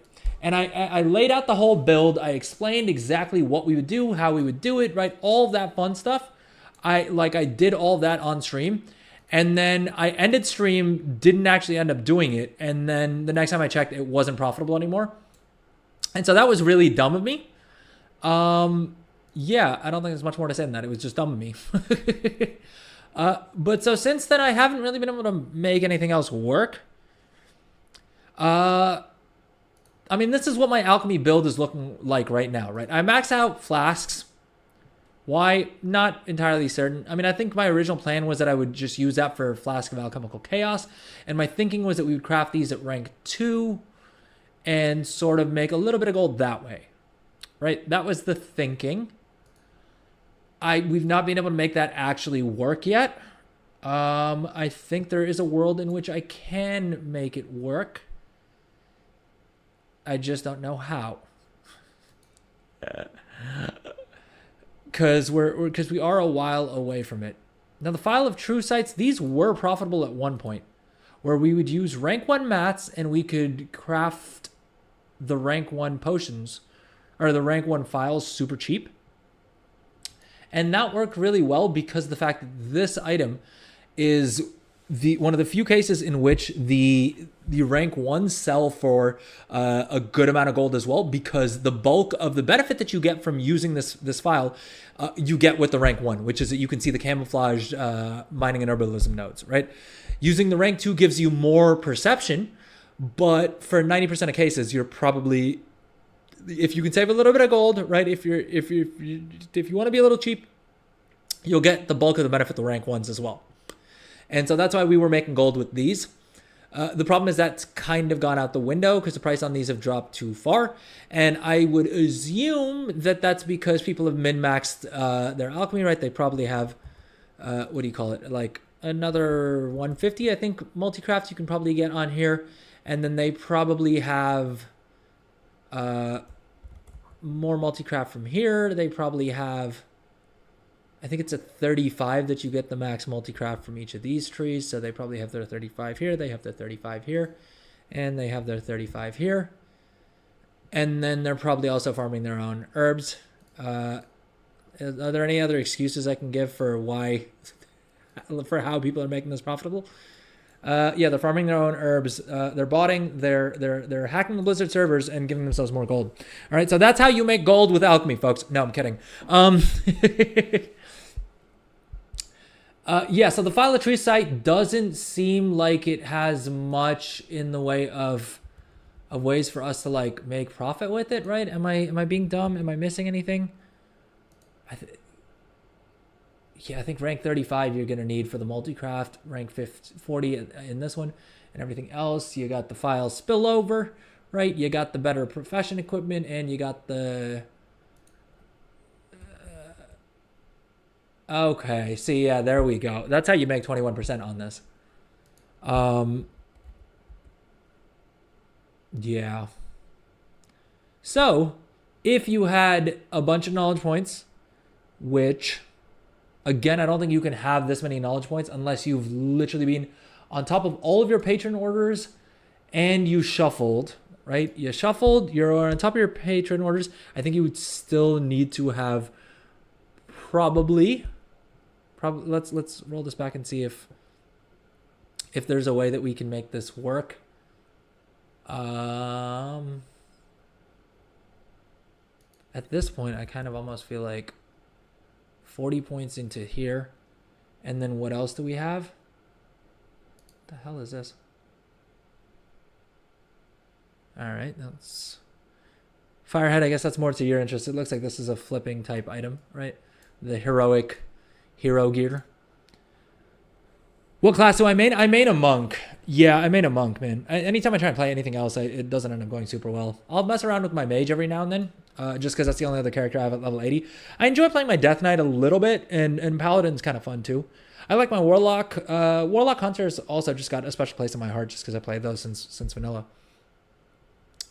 What were we saying on this? We were saying that what was the thing that actually was the game changer for getting us to 20% profit? Because I thought it was the profession equipment, but it doesn't seem like that's the key. It seems like I think just having a bunch more knowledge points invested here. And so I have 22 more knowledge points. I'm wondering where I spend those to get the most bang for my buck. Because even if I had the blue profession equipment, I would still be 78 skills short if the goal is crafting these at rank 2, which is what that looks like. Yeah, I think basically we need to be able to craft these at rank 2 to turn a profit on these. So that's sort of a dead end there. What else could we do in terms of files? What am I missing? All right, I think at this point, let's look at recipe scan. And I know we've done this a bunch of times on stream, but I think it's never gonna hurt to figure out how exactly you find things that are going to be profitable to craft, right?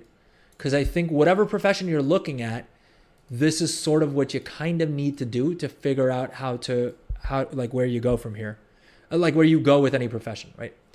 So using the recipe scan feature of CraftSim is a good starting point. And already we can see these flasks of tempered versatility.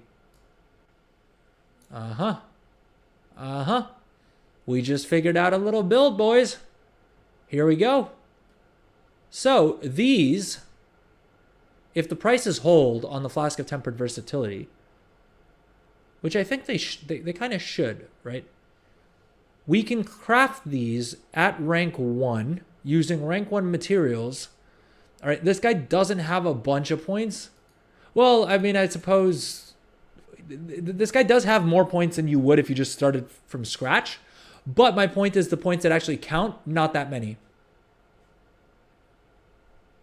Although I may be lying to you again. Because looking at the table here, it does look like he has about 80 knowledge points. And that's what's spent. Plus we have another 22. Right? So it may take a little bit of catch up. It may take some painful patron orders and things like that to get to this point. But it's entirely doable. And the cool thing is, are there any other examples here? I think this is the most profitable one by far. But okay, so what we could do, we're gonna simulate flash spillover, because again, most things you're gonna want to craft in such bulk that you're going to be able to scalably profit from things. But essentially, we have another 22 knowledge points. Now, the breakpoints that we're looking at, essentially putting 5 points into any of these is kind of low-key worth it, simply because of the fact that you'll have, you'll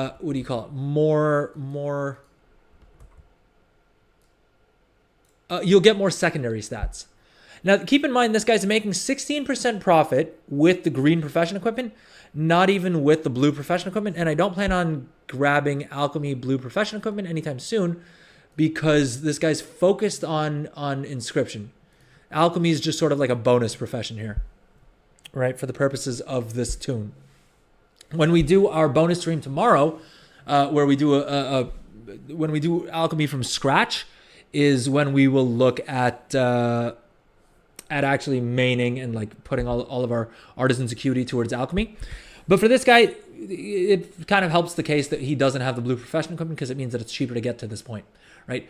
You'll get to 100 alchemy pretty easily. You just have to craft a bunch of flasks or I don't think the potions give you quite as much skill till as high of a level. You'll need to do some research. You'll need to learn a flask, and then you'll just craft that flask to 100. Is it going to be painful and expensive? A little bit, yes. I'm not going to lie to you all about that. I'll lie to you about other things. But with just green profession equipment, which also shouldn't be super expensive to get, right? Like you can pick these up for, what is it, 1,000, 2,000, 5,000 gold, let's say, for the green profession equipment, you'll be fine, right? And then probably like, it really depends on how lucky you get or whatever with the what do you call it? The experimentation system, as far as how much it costs you to actually level up the profession. I think we said flask of tempered versatility, right? This is the one. And I do have a sneaking suspicion though that it may just be profitable, simply because of the fact that the prices are a little inflated for it right now. But either way, you can tinker around with these, and again, you shouldn't blindly be doing the build that I'm showing you. You should be instead seeing how I'm thinking about it and figuring out your own build based off of that. But okay, let's say we get to 40 points here, and we're doing that so that we get the 15 multi-craft, right? We'd want to put at least 5 points into each of these two trees. And the reason we're doing that is because at 5 points invested, you get 15 resourcefulness. All right. As well as bonus skill. Now, the skill doesn't matter, because what we're trying to do is we're trying to craft the rank 1s as cheap as possible. So skill doesn't really make a difference in this equation. And we're a ways away from being able to guarantee these at a higher quality anyway. We're just crafting these as cheaply as possible at rank 1. And to do that, we're going to use multi-craft, because that'll also bring down our crafting cost. And honestly, this is kind of the build. Job done, boss. This is what I do. Hopefully I'll actually do it after the stream and not just talk about it on stream and then not get around to doing it myself. Now, my original plan for this dude was to craft these profession potions. I don't think there's any shot that we make any gold on these. On the File of Concentrated Ingenuity, just because they're so cheap already. 56 gold doesn't give us much room, right? The other one, the only reason we're able to make some profit on those is because of the fact that we have a lot more gold going into it.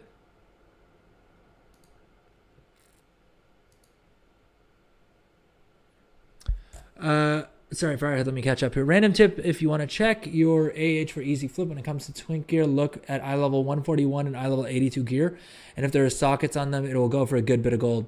Only legs, chest, and neck, and headpieces don't sell. Is that because people are using heirlooms? Or is there another reason why those slots in particular don't sell particularly well? Cheapest socketed gear goes for 50k gold. Good stuff. Not bad. I mean, I remember people would also do the same thing with like BOEs that roll speed, right? You can also sell those for a whole bunch of gold, can't you? I know that a lot of people made a lot of gold during like Shadowlands and Dragonflight, I think for the past couple of expansions. Ever since you could roll speed on gear, people would pay a good bit for those. But okay, so I think this dude, I think mainly his focus is going to be, we'll probably still use our concentration on the Flask of Alchemical Chaos just because that's the biggest like chunk, right? That's the single most expensive item that you can sell. But otherwise, I'm not mad at this build. This build that we've just cobbled together of using rank 1 materials and crafting rank 1 flasks of tempered versatility, I'm not mad at it. Because without even spending a single more knowledge point, we can already make 16% profit on this. And then if we have the flask spill over, what else am I missing? I feel like there is something else that I'm missing. We have 22 points. I think what we need to do is go 5 points in here, 5 points in here, and then like 17 points in here. And I think 17% that's probably about where we want to be. Right? Am I being dumb? Also, is Twitch chat dead, or is no one saying anything? Rather, is no one saying anything in Twitch chat, or do we have a technical issue that I'm not picking up on? If you're watching on Twitch, drop a message in chat, please. I just realized it's been a little bit since we got a message there, and I'm not sure if it's a technical issue. Mostly people twink 29 and 20 now, and TBC gear is mostly what people use for twinking. Okay, makes sense. Yeah, I mean, I think this is probably the build, right? Is there anything else? Skill point is fine. Are any of these cheap enough that it would make sense to throw them on? 9%. Nope. Well, we're not using concentration, so we're not going to use that. -4%, -7%. Nah. All right, so those aren't finishing reagents we want to use. But yeah, I mean, this is the build. Oh, something happened to my audio right then. Yeah, this is the build. This is I would say this is the easiest to access alchemy build. Is it sexy? No. Is anyone really gonna feel great about crafting rank 1 flasks with rank 1 materials and basically crafting the crappiest version of this item possible? Not entirely, no. Can you make a stupid amount of gold with this? Yeah, for sure. And that's sort of what I keep saying, right? You don't need to always focus on the sexy thing. Crafting rank 3, right? Really min-maxing and being super optimized. In a lot of cases, in gold making in the War Within, the way you min-max is being able to craft things as cheaply as possible. And most often that'll be with using rank 1 materials. And if you can guarantee rank 2s, I mean, then you're almost certainly making profit. But usually to do that, you would need to have a lot of knowledge points invested, and you probably need a decent amount of skill, and you need to be a little bit min-maxed to do that. So if you can find an item like this, that you can use rank 1 materials, craft at rank 1, and sell for a decent enough profit, jump on it. Jump on it. Don't be like me. Don't wait around. Don't talk about it on stream and then forget to do it. And the next time you check the market, it's sold out, right? Yeah.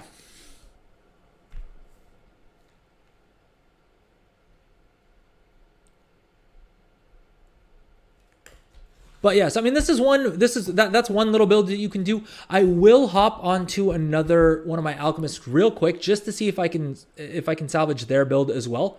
I think I'm clear on this one. It's the flask of versatility, we said, right? For Aghog, which is my warlock. And then we'll see what we do for my hunter.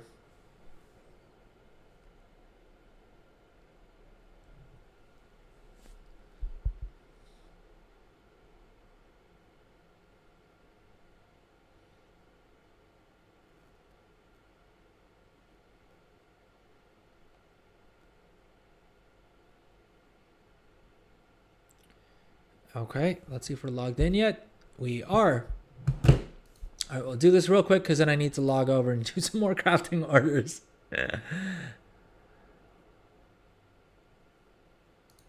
But okay, so on this guy, I mean, I think probably the point that we're gonna reach is exactly the same as we did last time, which is probably that the honor flasks are going to be the move.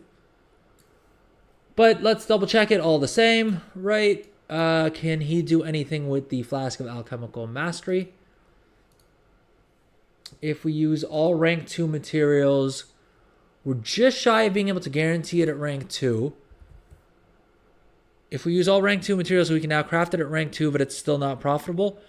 And I think that's just because anyone who's crafting these at rank 3 has probably exploited or been really sweaty about getting all of their knowledge points. And so this is probably the build that they're working with, right? Is fully points invested and they're okay taking a 10% margin. I'm not okay with any of that. I'm not here for that.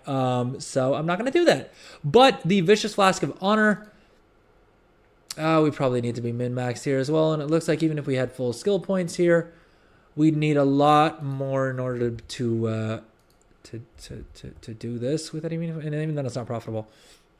Right, so the Vicious Flask of Honor farm is kind of gone to us. We'll do the same thing real quick and see if we use rank 1 materials. Is there anything that's really profitable? It's the same. Flask of Tempered Versatility, right? The numbers are a little bit different, but not all that different. And I think there's a good chance that potentially this dude also goes the same build.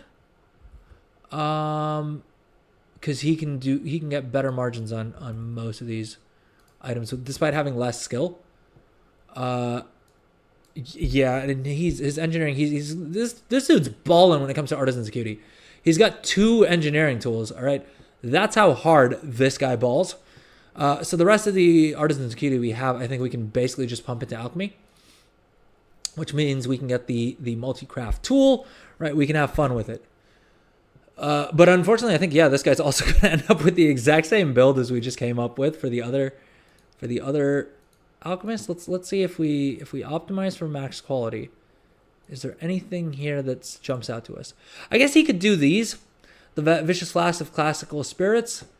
If we do Flask Spillover, that gets us to 9%. And then we basically just need another like 45 points to bring it to 10% margin. I mean, honestly, this is why I don't do much alchemy, is because the margins are just kind of slim, right? I believe 10% margins for alchemy are considered pretty decent. I don't know for a fact because I don't spend that much time on alchemy. But I think that's considered fairly decent margins for alchemy. I'm not certain. I mean, outside of concentration, right? Concentration's sort of just broken in terms of comparing concentration margins on anything is going to be wacky. But yeah. All right, gang. I'm starting to yawn despite the fact that I just had we started the stream with a Red Bull, with an unnamed energy drink. So We covered alchemy a bit, but we'll go more in depth, and mainly we'll be looking at some of the other trees.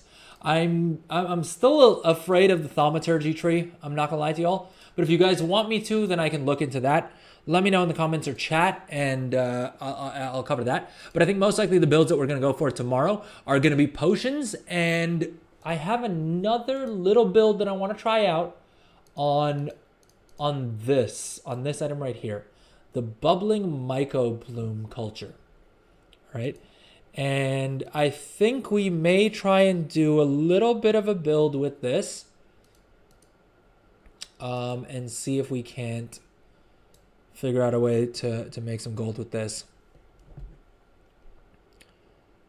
But that's tomorrow's stream's thing to focus on. Welcome in, everyone. I see we have much more people joining us on the YouTube vertical stream. Welcome in, welcome in, welcome in. Drop any questions in chat. But that said, we are going to actually wrap up the stream here. Oh, we didn't do a mailbox opening. Okay, we do that and then in the stream. All right, because we actually do have a decent bit of mail in our mailbox for today's opening. So, all right, that's what we're going to do to wrap up the stream. And we'll do cross-realm mailboxes on tomorrow's stream.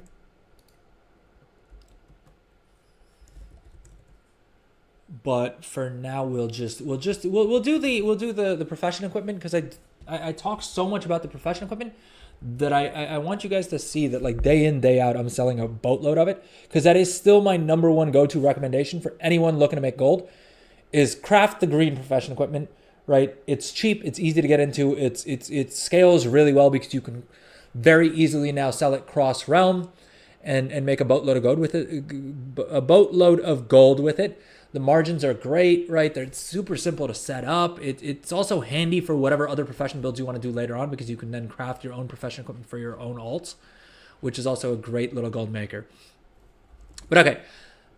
We're on our first banker. We are down to 34.1 million gold. The first mailbox that we're opening here is about 185,000 gold, right? And this is just all green crafted profession equipment and like a day and a half's worth of sales. As you can see, it's just all green crafted profession equipment.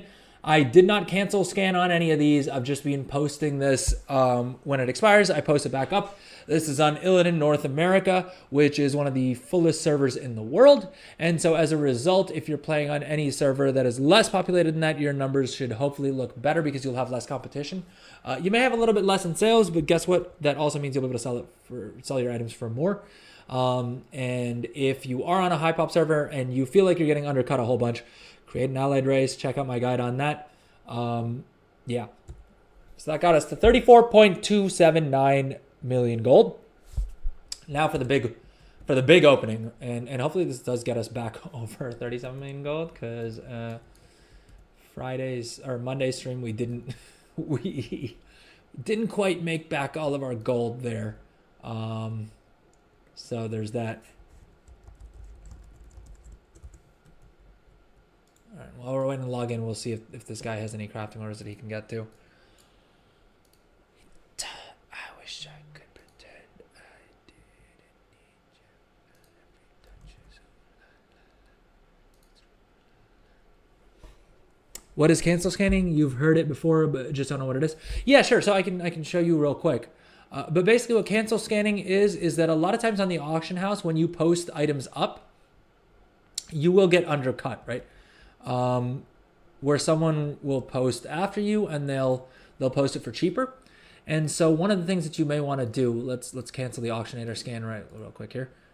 We were supposed to do an auctionator guide as well on stream today, but we just got too distracted with how much gold we were making with patron orders. But okay, here's a very simple example, right? I have all these auctions posted. The problem is that I posted them a couple of hours ago, right? So at this point, someone would have undercut me. So if we take one of those items, you will see that we have these posted here, but obviously all of these people have undercut us. And so these are most likely not going to sell and will just expire. Now, if we had enough inventory, we would just post new ones at the top here, but it's probably not realistic. And so you can use an add-on like Auctionator, which has a simple interface for that, or you can use an add-on like Trade Skill Master, which will allow you to do what's called a cancel scan, which is this right here. And it will basically just cancel any auction that I've either been undercut on or that I undercut myself, which means that I can then repost those auctions for at a lower price. I just realized this is going to destroy my mailbox opening, or at least not destroy my mailbox opening, but delay it by a couple seconds at the very least. So sorry, but yeah, that's what cancel scanning is in a nutshell, Firehead. Hopefully that helps.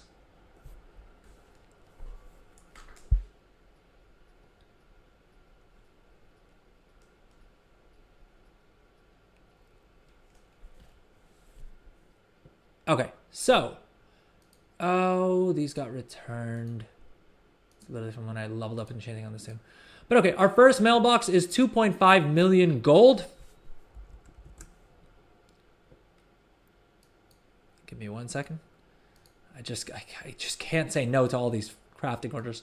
There's too much gold. Ah. Okay, do we have the right shot for the vertical stream? Vertical stream viewers, let me know. Can you see all the gold? Can you see the items? Are we happy with this? Okay. So, that seems like it looks decent enough. We are at 34.3 million gold. Our first mailbox, we have 2.6 million gold. Let's go ahead and start opening up our sales. And you'll see these are mainly enchants, right? That's the main thing I've been selling is enchants, armor kits. You'll see some like razor stones and some things like that in there, some contracts, right? Mainly consumables. This chick just focuses on selling region-wide auction house stuff. This is the only character that I will run cancel scans for. But this is also where the bulk of my profits end up coming in just because the volumes are so much larger on the region-wide auction house. You'll see some random items like thunderous drums, right? Some convincingly realistic jumper cables, things like that. You'll see some of those as well. But that's where the bulk of my gold is coming in from on a week-to-week basis. And also the numbers that she's seeing are going to be a bit higher today because we had reset yesterday. And so that's what's going on there. And our next mailbox is another 831,000 gold, which means we are going to smash our previous record of 37 million gold liquid. We are going to hit 37.5 million gold. So there we go, gang. That's a new record. And we got Brittany Brunel with the YouTube sub as well. So thank you for that, Brittany Brunel. But there we go, new record, 37.6 million gold. That is the most gold I've had in a while, well, ever. On the other stream, we hit 37.1 million gold, I think, was the last record. Monday stream, we were down a bit just because I didn't spend too much time playing this weekend. But we're back over, and we're dude, hold up. That means I made 600,000 gold in profit between Monday and Wednesday. So yeah. But okay, we hit our new record of 37.6 million gold, which means that we've made about 600,000 gold in profits between Monday and today. So yeah. If you wanted to know whether or not I know what I'm talking about when it comes to gold making, hopefully that kind of gives me some credit there. All right. With that said, I think that's as good a point as any to end the stream. Since we did get some subs on Twitch today, we do have the bonus stream that will be happening this week. Most likely tomorrow. I'm like 90% certain it'll be tomorrow. But I'll let you know. The best way to keep track of that is probably to join the Discord, and I'll try and send a message there. But I also update people on things via Twitter, and I've been scheduling my events on YouTube as well. So if you follow on YouTube, you should be able to set up a little notification for yourself there for whenever we go live. And whenever we do the bonus stream, most likely tomorrow, we are going to do Alchemist starting at absolutely 0 skill, or like 1 or 2 skill, just because I did the Dark Moon Fair on a couple of my characters. All right, it's not going to impact anything. It's not going to change anything. But we'll do basically Alchemist straight from 0. And we'll do it on 2 different characters so that I can show off 2 different builds. And what I would do if I was starting professions right now, right from the ground level. We're not going to do anything degen like Artisan's Acuity shuffling or any of that kind of stuff.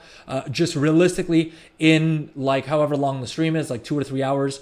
how much gold can you actually make, start churning out on a character with like 2 or 3 hours of setup. All right, so that's the plan for the bonus stream. Please do tune in for that. If you enjoyed the stream, please drop a subscribe. Right, if you're watching on Twitch, consider using your Twitch Prime or subbing to the channel. It really, really helps me out. And if enough of y'all subscribe, I can finally replace this janky headset that has the broken microphone dangling off the side. Right.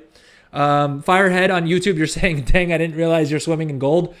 Yeah, if only I could buy a headset with gold, we would be in a much better position, but I can't. That's where I need you guys to help me out with subs and bits and whatever. Yeah, but if you're not watching on Twitch, if you're watching on YouTube, please drop a subscribe, right? Subscribe to the YouTube channel. It really helps me out. Drop a like on the video, right? Leave a comment, drop a message in chat.